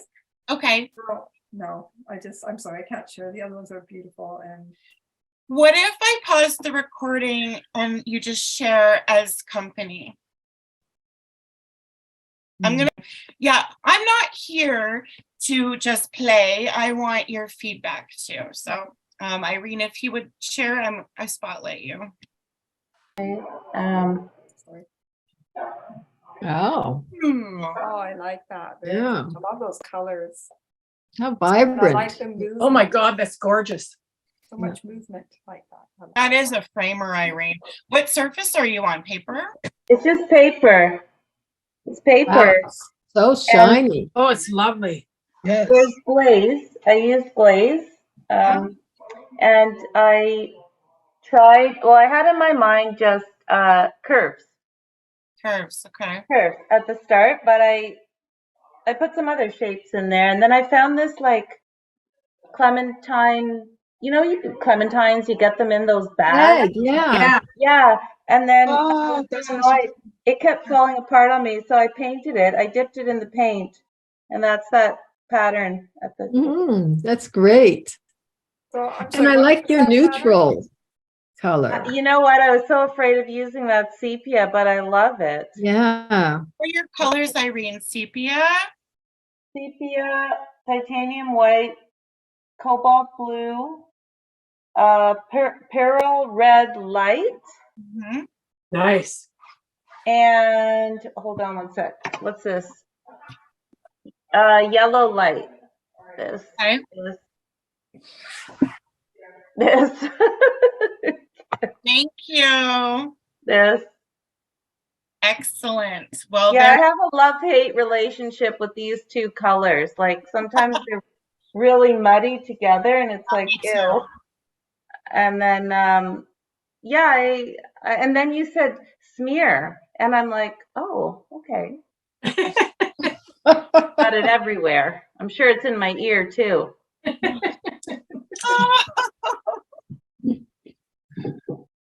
Hmm. Yeah, it was fun. This was fun.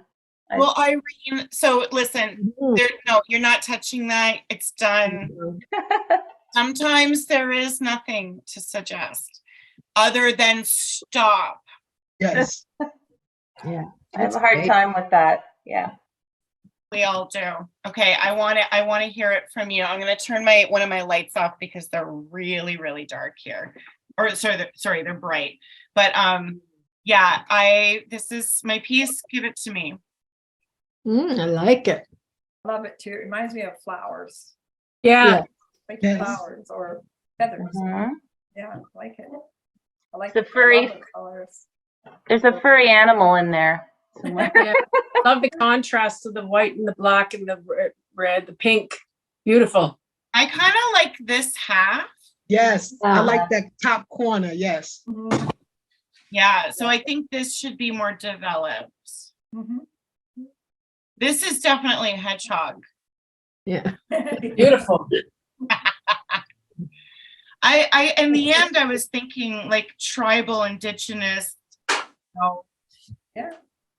feathers, and so maybe that might end up happening because I don't mind that symbolism. Mhm. Well, those black I love those different shaped black lines Mhm. there, and they go off, but they're not on the other side. So Right. maybe that's why. Yeah, because those are drips on the other. So maybe Yeah. you need to bring one element into there.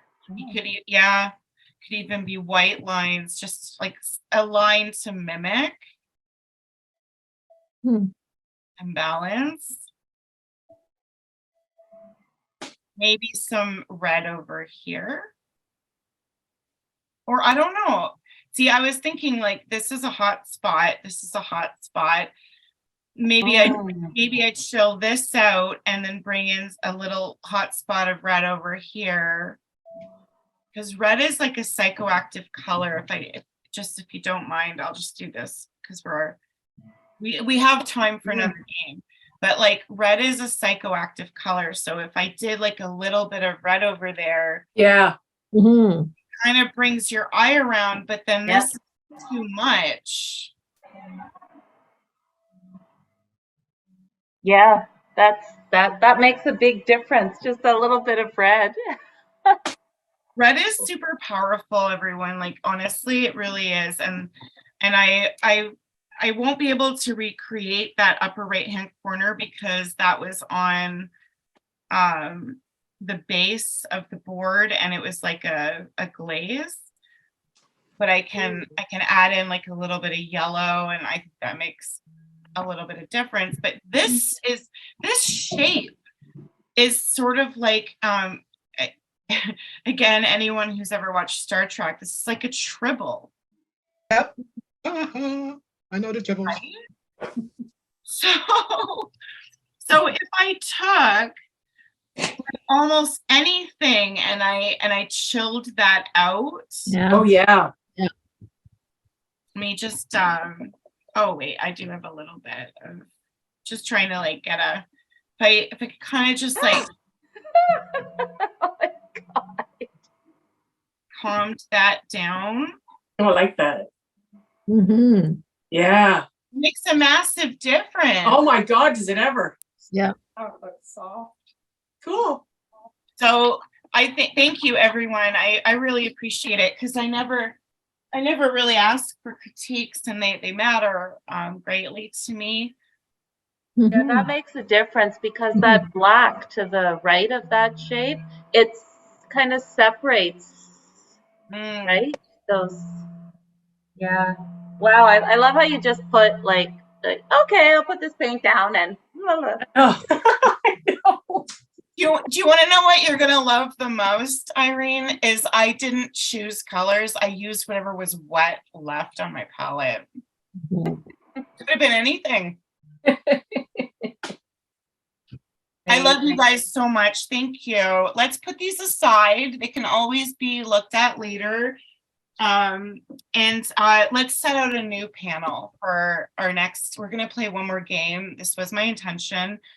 I would like to suggest a different color palette. Yeah, that's a good idea.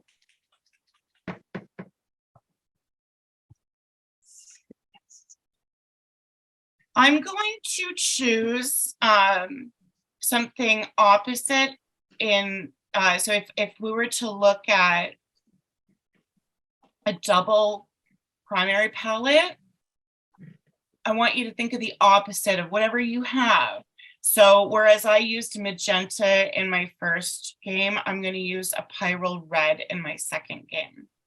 So try and flip that for yourself. Now, this is just a suggestion. You're welcome to use the same colors, but in my first game, I'm going to do a spotlight. I'm just going to give you an idea. We all have different colors. If you want to have a chat about this, please just ask. In my first game, I used these as primaries, which was magenta, phthalo blue, and Indian yellow. But in my second game, I'm going to use primary yellow, pyrrole red, and maybe a Payne's gray, which is very blue. Maybe a cobalt teal as well. Something that's just completely different to mix things up for ourselves. You can choose a favorite palette, or you can choose something that's completely new to you, but a red, yellow, blue, or something that's on the warm and cool side is always going to be beneficial. And I do recommend some neutrals, and that can be any of your browns, any browns like that. And that could also be red iron oxide or yellow oxide. I consider those neutrals could be unbleached titanium, and maybe instead of white, you want to try an unbleached titanium, or that's Titan buff in some brands, to see what results you'll get out of that.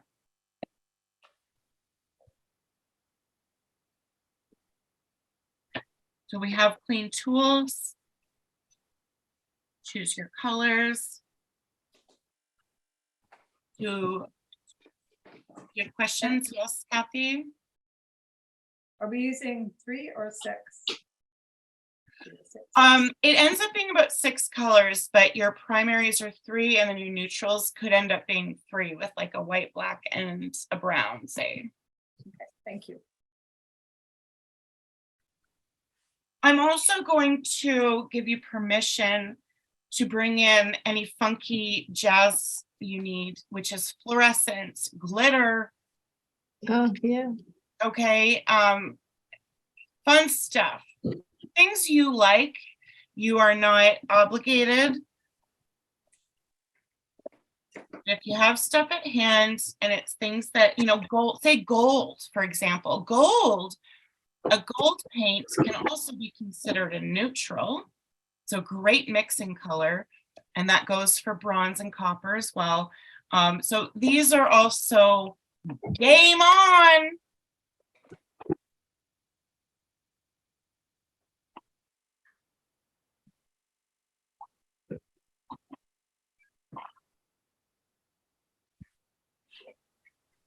I've taken the cards from our first game and I've set them aside so you will not see them again.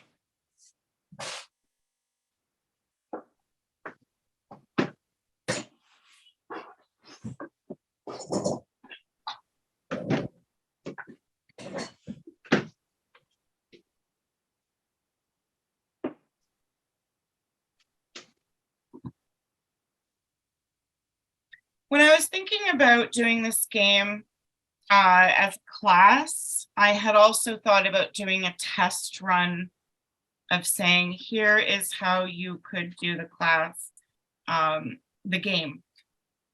Sorry, this is how you could do the game. And it felt really contrived to me. But I do want to take a moment. It'll just take me 5 minutes. So when everyone's ready, I just do want to take a moment to show you sort of like without this being a game and how it applies to your own work, how you can ask which ones to start with first. Oh, I just need to grab my sketchbook here.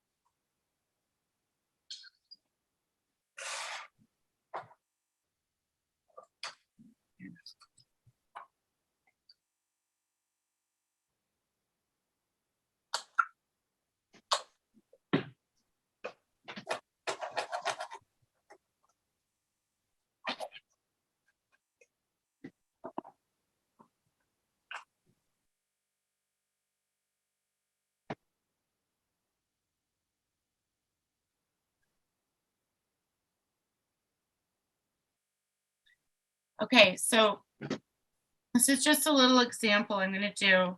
If you, in the future, are starting out, you have a surface regardless of the size. This is some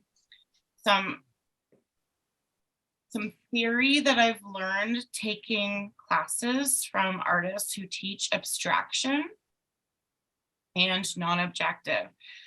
So if you split your surface into 5 to 7 shapes. Now we looked at some common compositions. And so you could do either a landscape or something, but let's just, so, okay, 5 to 7 shapes. So 1, 2, and that those 2 lines give me 1, 2, 3, 4 shapes. Bam! So 5, maybe I'm gonna do that, okay? So now I have more of a diagonal. So I have a diagonal, nothing's, you know, on the kind of middle horizon. And then you start looking at color. And you could do this better as a practice in black and white or just monochromatic, where once you start to put in values, you can't put the same value here. You can put it here. But if you put it here, then those shapes become one. So this is a good practice as a beginning to understanding like how to break up your space. So this could either be black or white, and this could either be black or white, but you know, if I wanted some, you can choose that based on drama. So I can say, well, I'm going to make this dark because I want this to be dramatic, or so those are moods, and they're very valid in these decision makings. But this is a good project if you were to do this kind of idea. And I guess in the follow-up, I'll send you what I've done in the past, because in classes, it was, you know, take a full sheet of watercolor paper, make 25 squares, and you have half an hour. Break those spaces up, 5 to 7 shapes in value. It's a timed thing too, because you know, this is where the game is really good. You don't want to think too much about it, or else you start overthinking, and our brains are only somewhat our friends. Let's just say that.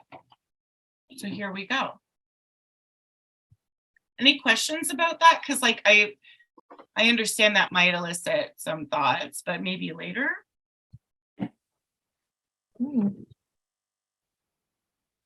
Okay. Here we go.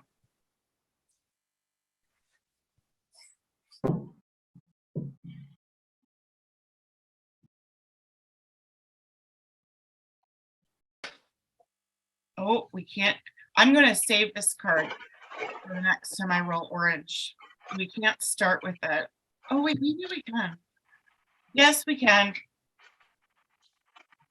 Scratch into wet paint with a tool. So put down some paint, but your aim is to scratch into that. Woo! I'll give you 2 minutes. Think about separating your space. You get to choose the colors.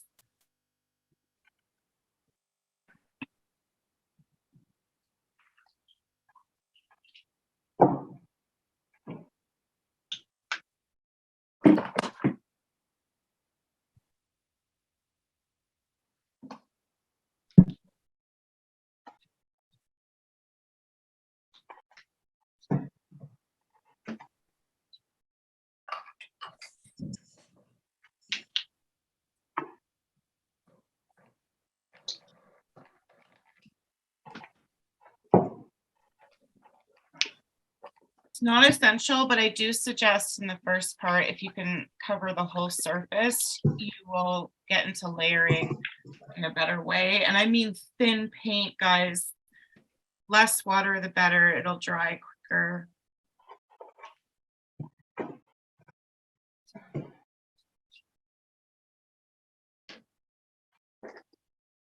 Like, who cares? It's your first layer. Just get it in there.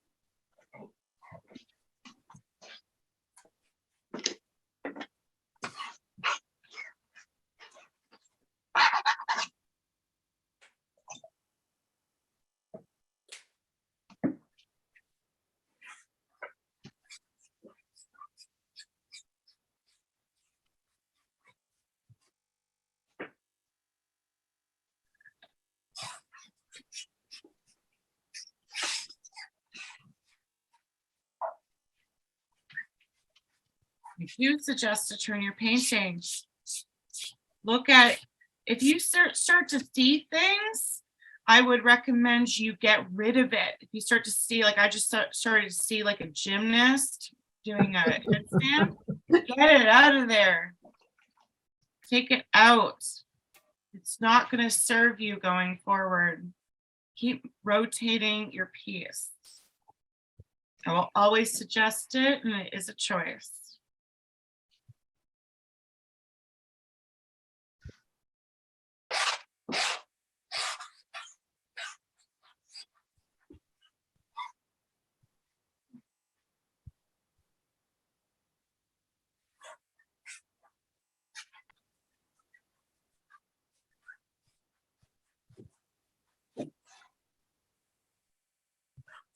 Next, this is what we call brushes up. Your next focus is value. Make a dark and a light version of one color and keep going. You want to keep scraping, go ahead. But you're working with a dark and light version of one color, focusing on value.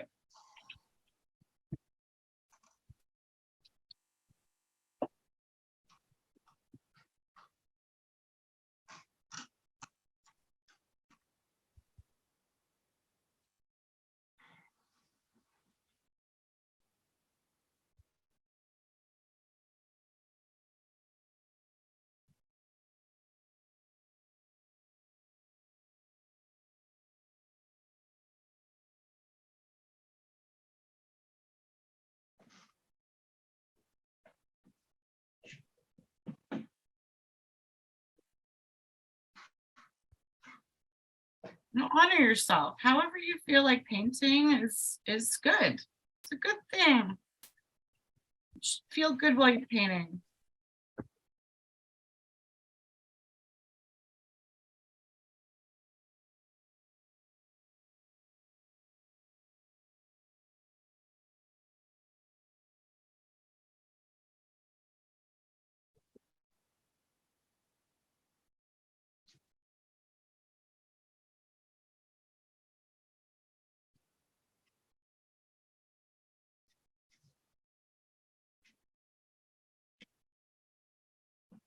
Ooh.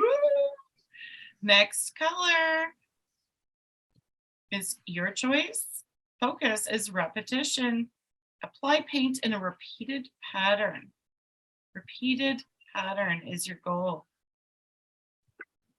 Your tool, your color, your choice, but repeat the pattern.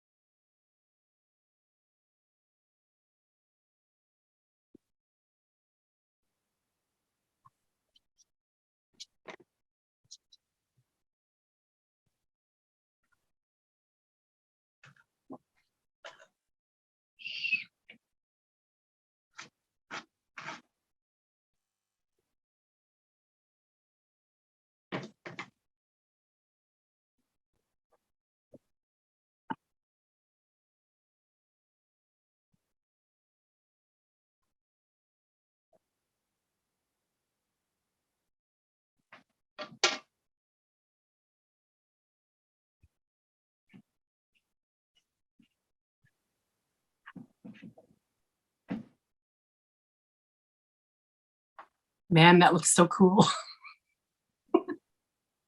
Sure. Who is that?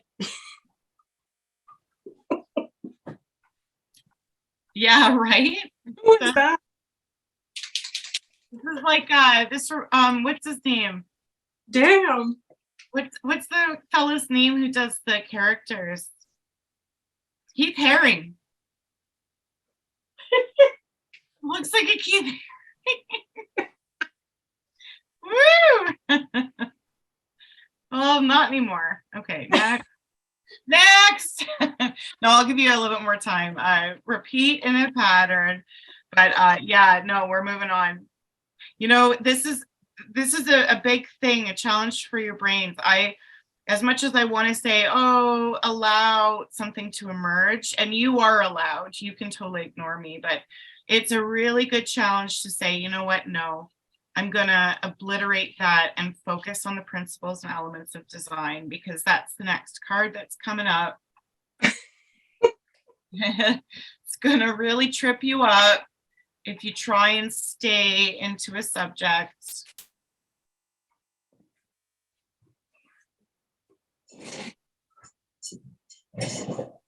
Oh God. Add a shape that will dominate an area. So Wow. work with the shape that's already working. Work with the shape that's already working and change it. Make it dominant in a way that pleases you. I'm going to take Keith Haring and work with it.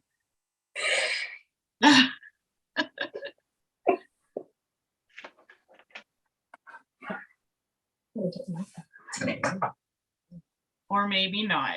I don't know. I feel like he's gonna drive me crazy.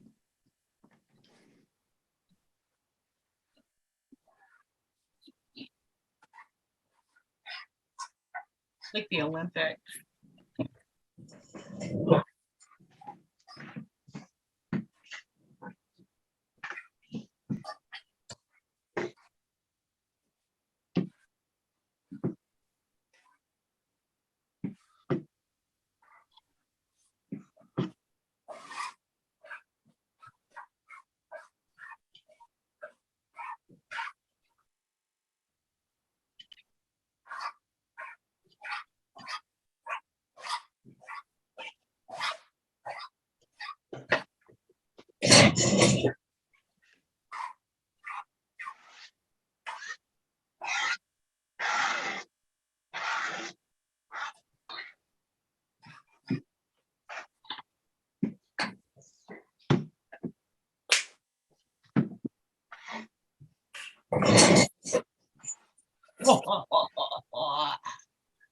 Oh yeah.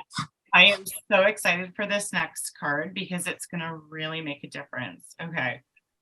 Now, however you want color tool, your challenge is to create dominance by adding lines. Oh. Now, from our last card, which was create a shape that took dominance, now you change the dominance, and wherever you add lines, it's going to take the dominance away. Woo! That's kind of cool. Not often in this game that there's these successive, random cards that give us that challenge. So enjoy.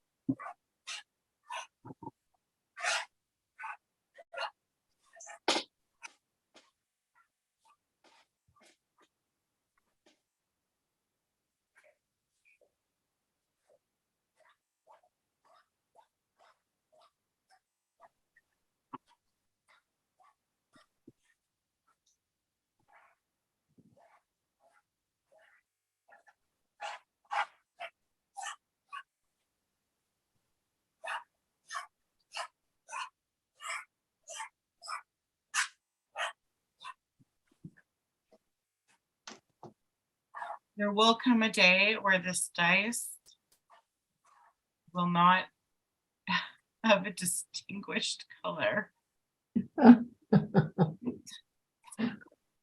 Pretty bad.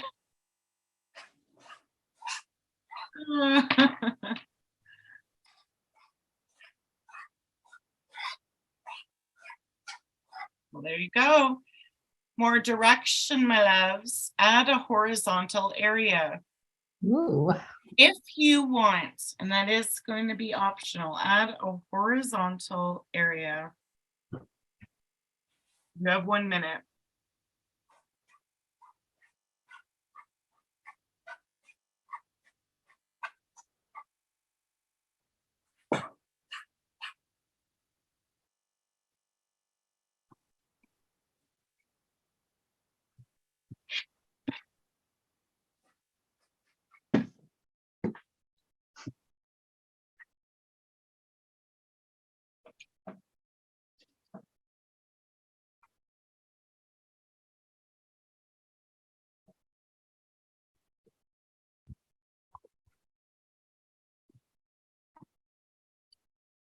After you've done that, please turn your piece so that it's not a horizontal area anymore.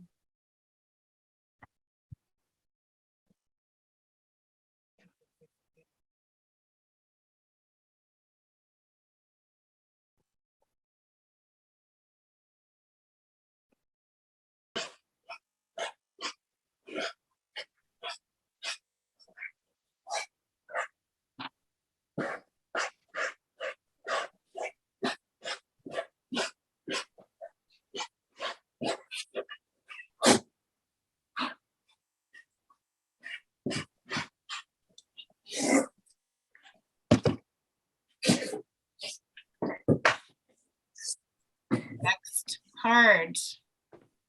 Change one shape into a different shape. You choose the shape. Choose a shape you don't like. Change it into a different shape.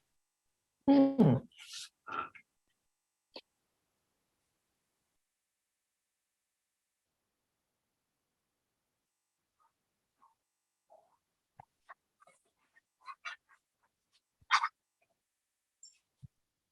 You can also do that by adding shapes within a shape. So it's not about the overall. You can change shapes by working within as well.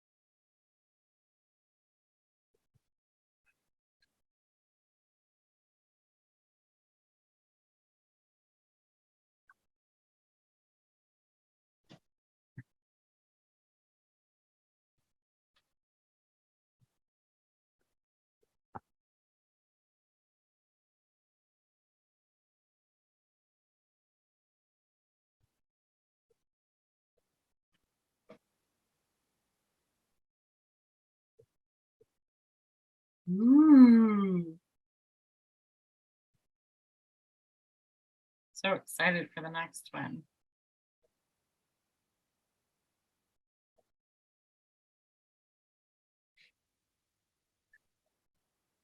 Your next action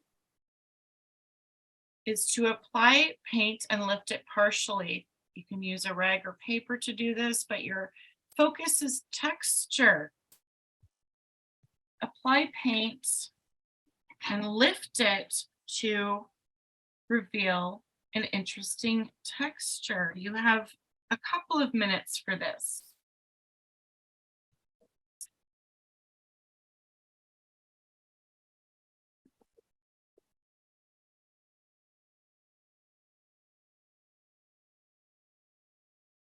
I'm going to say you could lift it or you can add it. get into texture, however you get into it.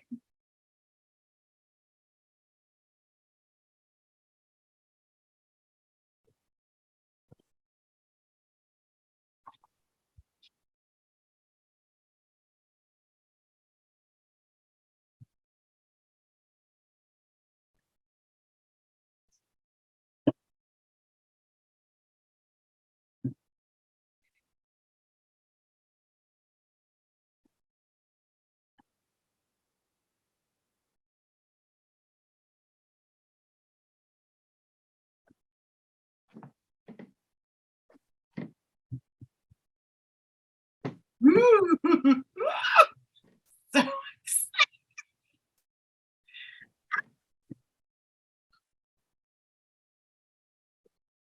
Cool.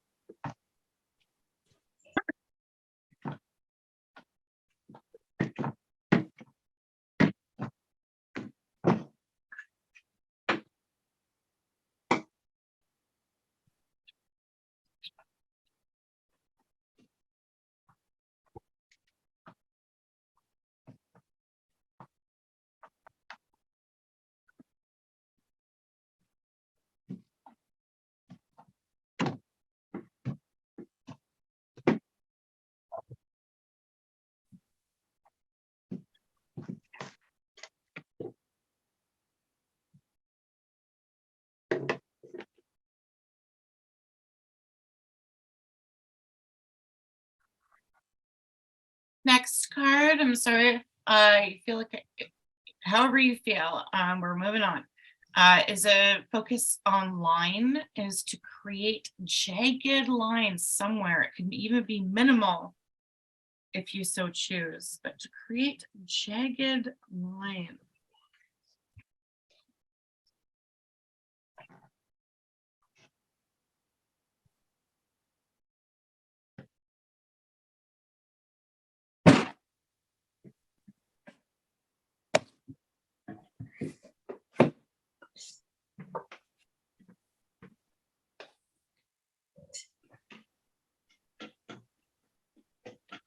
Moving your surface around so you see it in a different way.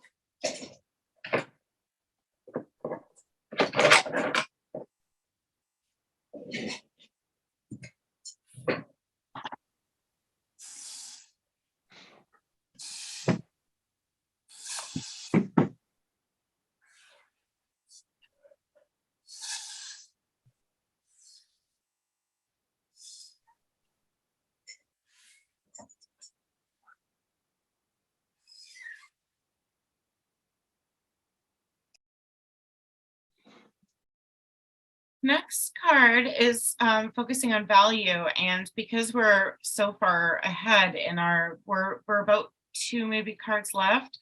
It says to create a large value of light, but I'm going to say look for a large area of light and add a tiny bit of dark close to it. Sorry, there you go. Look for an area of light and add a tiny bit of dark close to it. You can do this with dots or shapes. So you're creating contrast in a big area of light.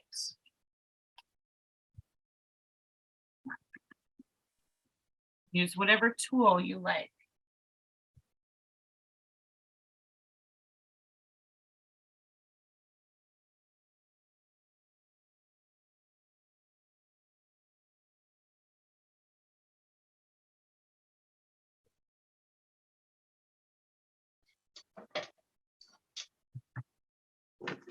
This is a good time to create contrast with detail anywhere you like. So flip it and reverse it, create some light areas, small light areas next to big dark areas as well.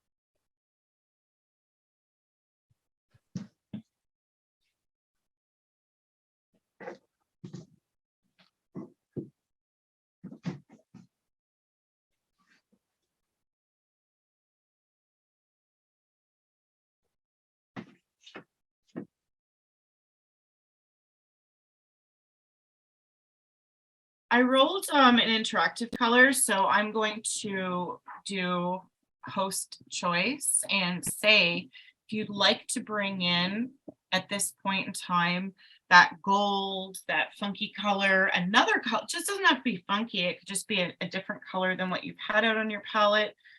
This is a good time. Take a couple of minutes to, how do you incorporate that other color, that funkiness in there? Do you want to splatter? Do you want to use a different tool?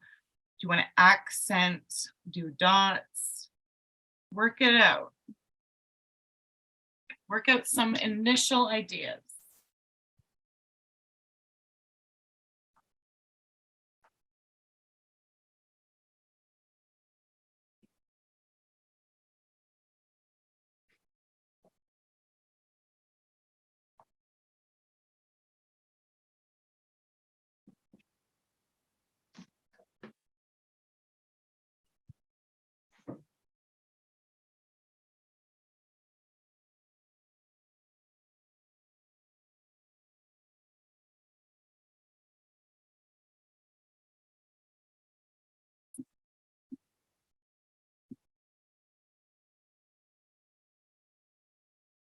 Ooh, sparkles.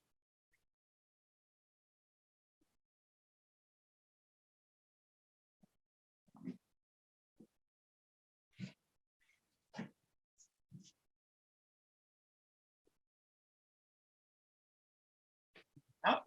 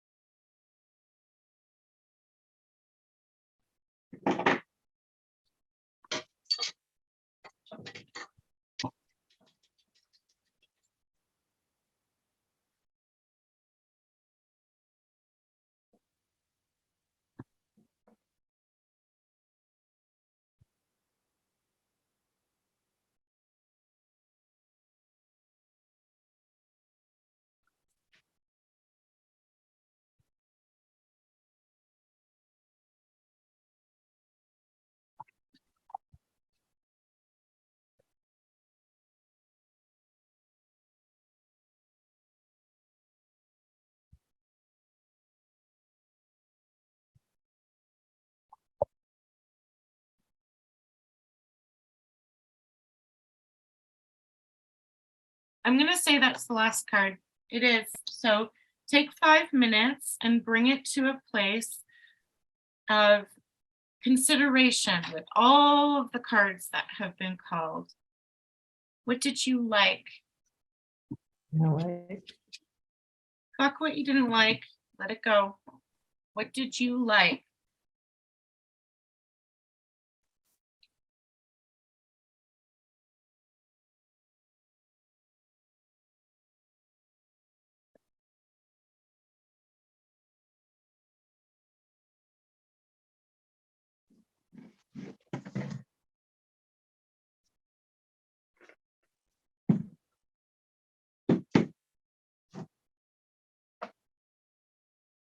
This is getting into details though, okay?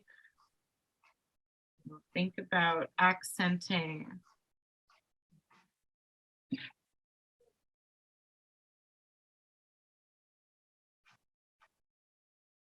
If you were thinking about changing the whole thing, well, then that's the next game. So let it go and just enjoy details at the moment.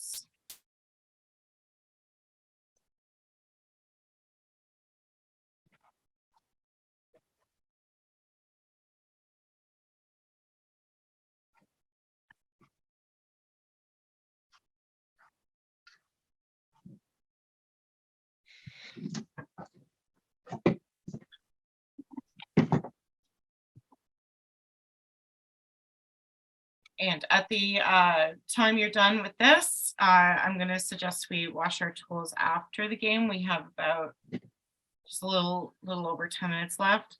And I'd like to end off with a discussion and a love session, a little critique session, share, whatever. It's totally optional, but it's where we learn.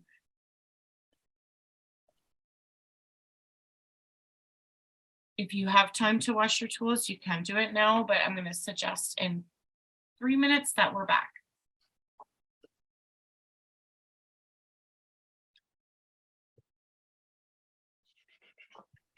Okay, who wants to press the button?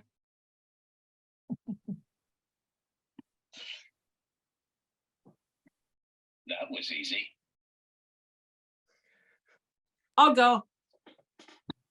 That was easy. No, I'm not finished, but I'll go.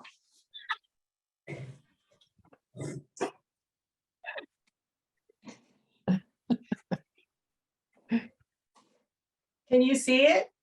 Yep, 1 second. That's I'm going to another spotlight you, biggie. my love. I'm going to spotlight you. Wow. Oh, damn, girl. You are working big today. I love these 24 by 24s. Beautiful color. Okay. Did you start this from a blank canvas? No. I'm going over paintings. Okay, because that base is gorgeous. It's gorgeous. And so You know what? you're working very subtly with the markers. Can I see it again? Because It's dairy lied yellow, golden. nice. And this really I don't know what it is, red together. Well, it's a beautiful base with all of that, whatever the And hell. there's greens underneath. Yeah, it's wonderful. Now, your word hope in the Yes. middle, Yes. it's driving me nuts. I can't do it. It's right smack in the middle.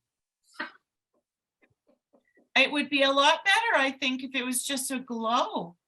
Yeah, I'll paint over it. You can, well, you know what? Here's an idea for you, Lorna. You don't have to take away the word hope, but take your finger, dip it into some yellow paint and swirl it around so Yeah. that it obscures it.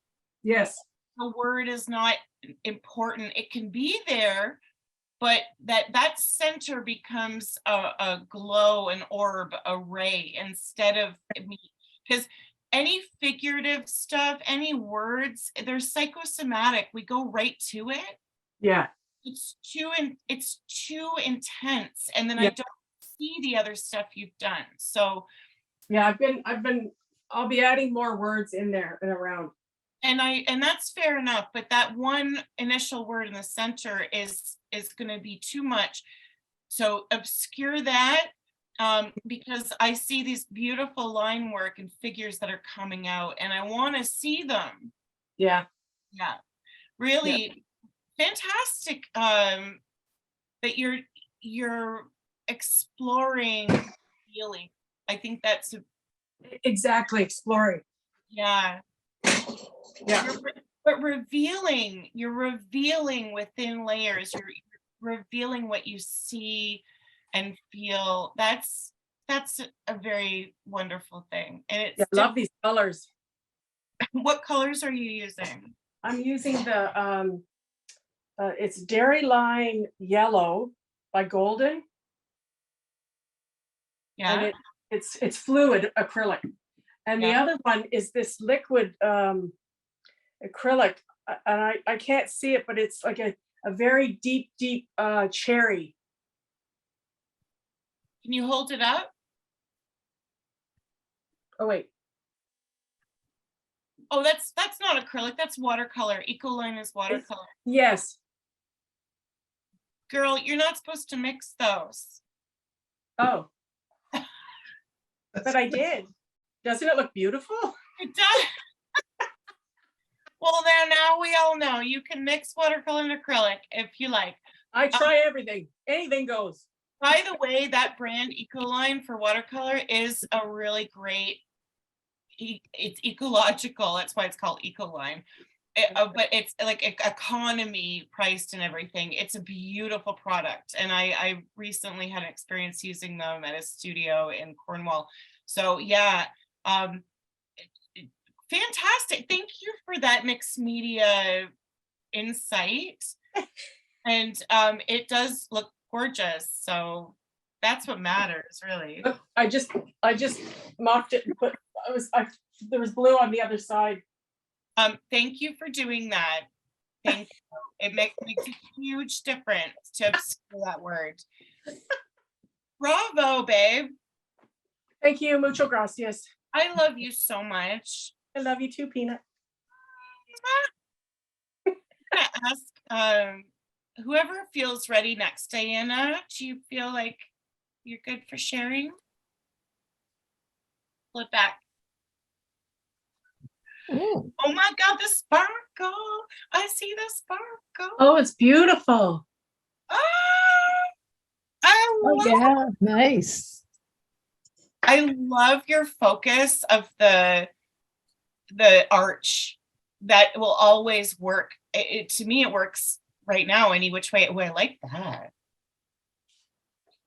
If you could repeat that square, Diana, just that white square small somewhere, because that arch really works. So if you put that square somewhere like on the opposite side, very subtle. Yeah, just like really with your finger, just like super, super subtle with white, hardly there even. It would feel like there's some connection. Symmetry.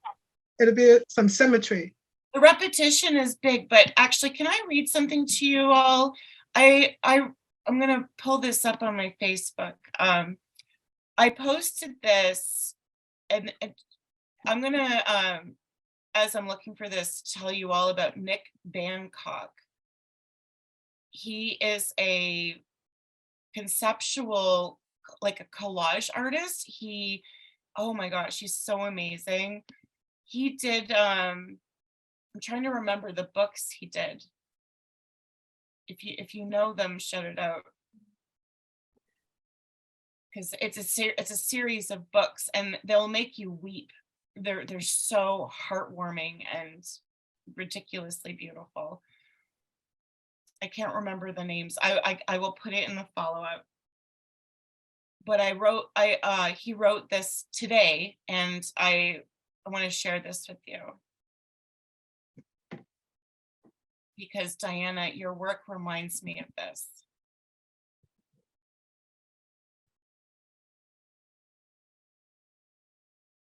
Can you see this image, everyone? Oh yeah, I saw it.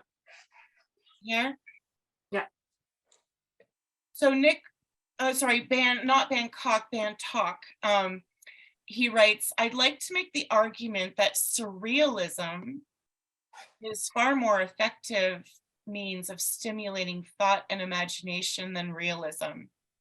Art that is designed to convey a message is always on some level political, but art that uses and I don't know if he meant secular, I don't know what, is that a word? Non-sequitur imagery. I'm going to say non-secular imagery or let's just say non-representational imagery provokes the viewer towards original thought.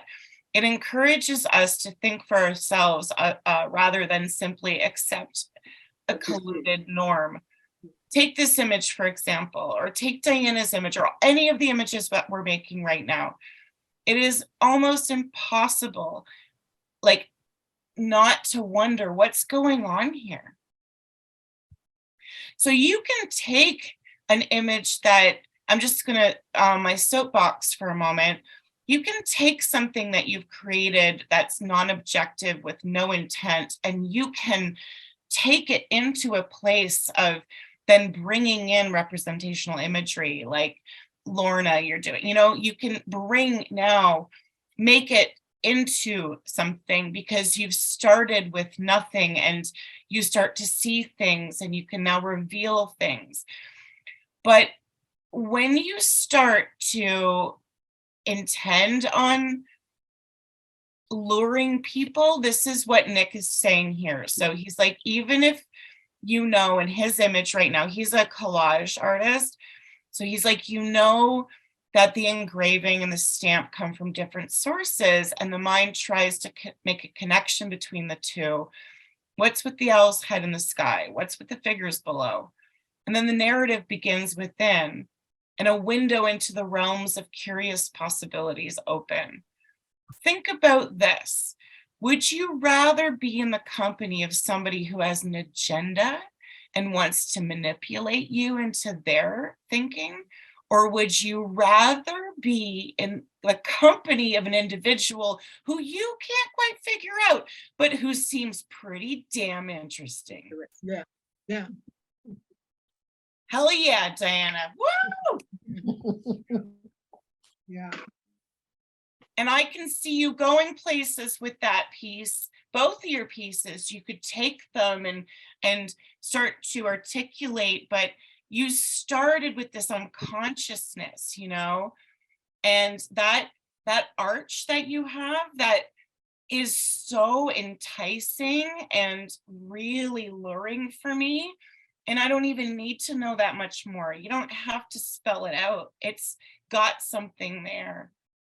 I want somebody to take a walk and see what's inside. Yeah. And I feel I can walk in there. Fantastic. Thank you. Thank you. Nancy, would you like to share? Okay. I don't know which way it goes. This way or Well, that way, if you want it to be a landscape. Yeah, it looks like a maze. that way? I don't know. That way's cool. Yeah. If you had underneath the side, like the corner, the upper corner that has the orb, if you had some stuff underneath it that was like dreamy. There is stuff under there. There? Yeah, I guess you can't see it. Yeah, it's hard. If it was maybe Take the weight back. or maybe a bit more obvious, like kind of a repeat pattern on the Oh, left yes. Okay. side. It's just that it stands out too much this way, but I Yeah. actually do like the landscape way, which would be a complete 180. I mean, come on, that to me feels like Okay. there's a lot of narrative that you don't even have to explain. That's done. If you put it that way, I see a little dragon in the middle. I don't know. My eye does things like that. there's a dragon in the middle. I There's a see dragon it. in the middle. Yeah, I'm seeing a little fox there. there you go. Oh yeah, peeping over. Holy shit, Nancy. Actually, the whole dark where the white is over, it's the wings. It's the dragon wings. Wow! Okay, that's it. That's your orientation. I would leave it. All right, thank you. That brings a lot of imagery, and that's exciting. Damn, what's happening? Irene, let's share before we go.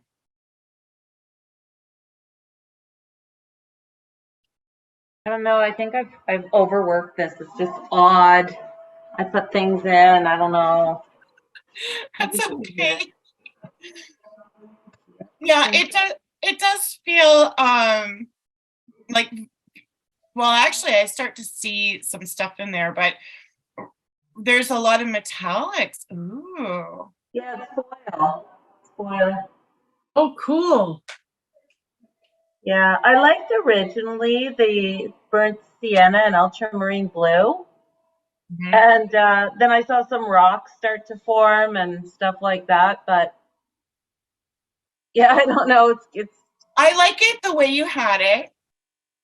So landscape. I start to see some bird imagery, and if you let it dry, if you brought in the darks that are on the very bottom closest to you, if you brought those in near the top opposite, it would frame under more. the wings, like the wings that I'm seeing. Like there's a red spot in that red mid area. If you brought in some darks there, and then I would leave it, because like this is kind of what I was suggesting, is that you don't need to spell it out so much. Just like let it be abstracted. It's really, thank you for sharing, Irene, because it's really hard to see metallics on It screen. is, yeah. Yeah. Sparkles, metallics, they don't translate, but it's still fun. And Kathy, I want to put it out to you, but you are welcome to just say goodbye if you want. But if you'd like to share, you can, and if not, then we're signing off. But I don't know if you're even there. Oh, I am here. Sorry. Okay. I don't wish to share. That's okay. Partway through, I just didn't like my color palette at all. So I took another piece of paper, and of course, then I was completely lost. So, but I'm still having fun.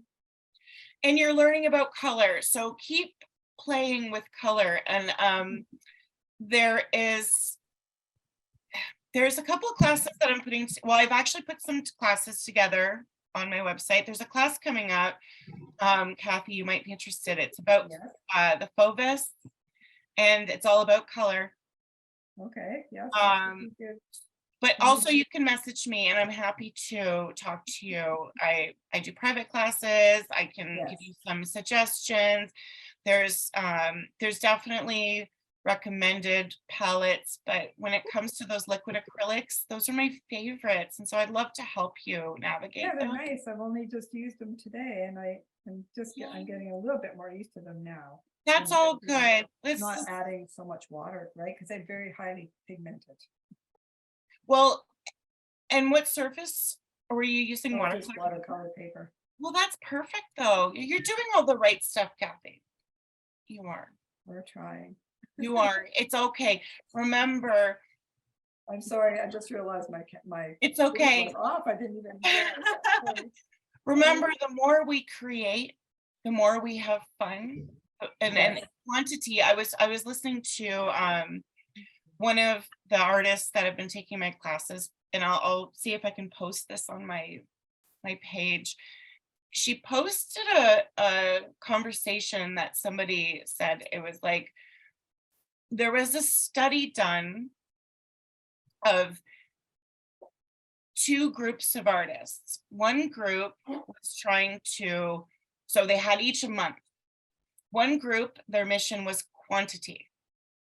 The other group, their mission was quality. So the quality group, they had 1 month to create the perfect cup. One cup in pottery. It was like a pottery wheel, okay? Okay, yeah. Create one perfect cup, the most ultimate perfect cup. And then the quantity group, well, they just pumped out like cup after cup after cup after cup after cup. Best. And they're the ones who came up with the best work, because the perfection is unachievable. And if it is in our minds achievable, then you have to keep working. quantity wise. Yes. The more we create, and then my 2 cents is the more we have fun, the more we come up with work that represents us, that's authentic, that speaks a narrative that is from our hearts and connects to other people. Yes. And so power on, my That's loves. Thank you. I am I so love doing honored. this with you. It's so fun. Thank you very much. Thank you. Thank you, Charlena. Love you was to great. bits. Brushes up. Thanks, Cher. Oh, sorry, hold on, this will do. Bye. Brushes up. I love you guys. I Paige, don't have a brush. I have a palette knife, so I don't have to take I that got a off. fork. I'm gonna continue wrecking this. you keep your tools in action, and Sure. yeah, you keep in touch. I love you so much. Oh Thank my you. God, Lorna, you're on a roll. Keep rocking. Yeah. Thank you. Bye. Thanks, everybody. Stars. Bye.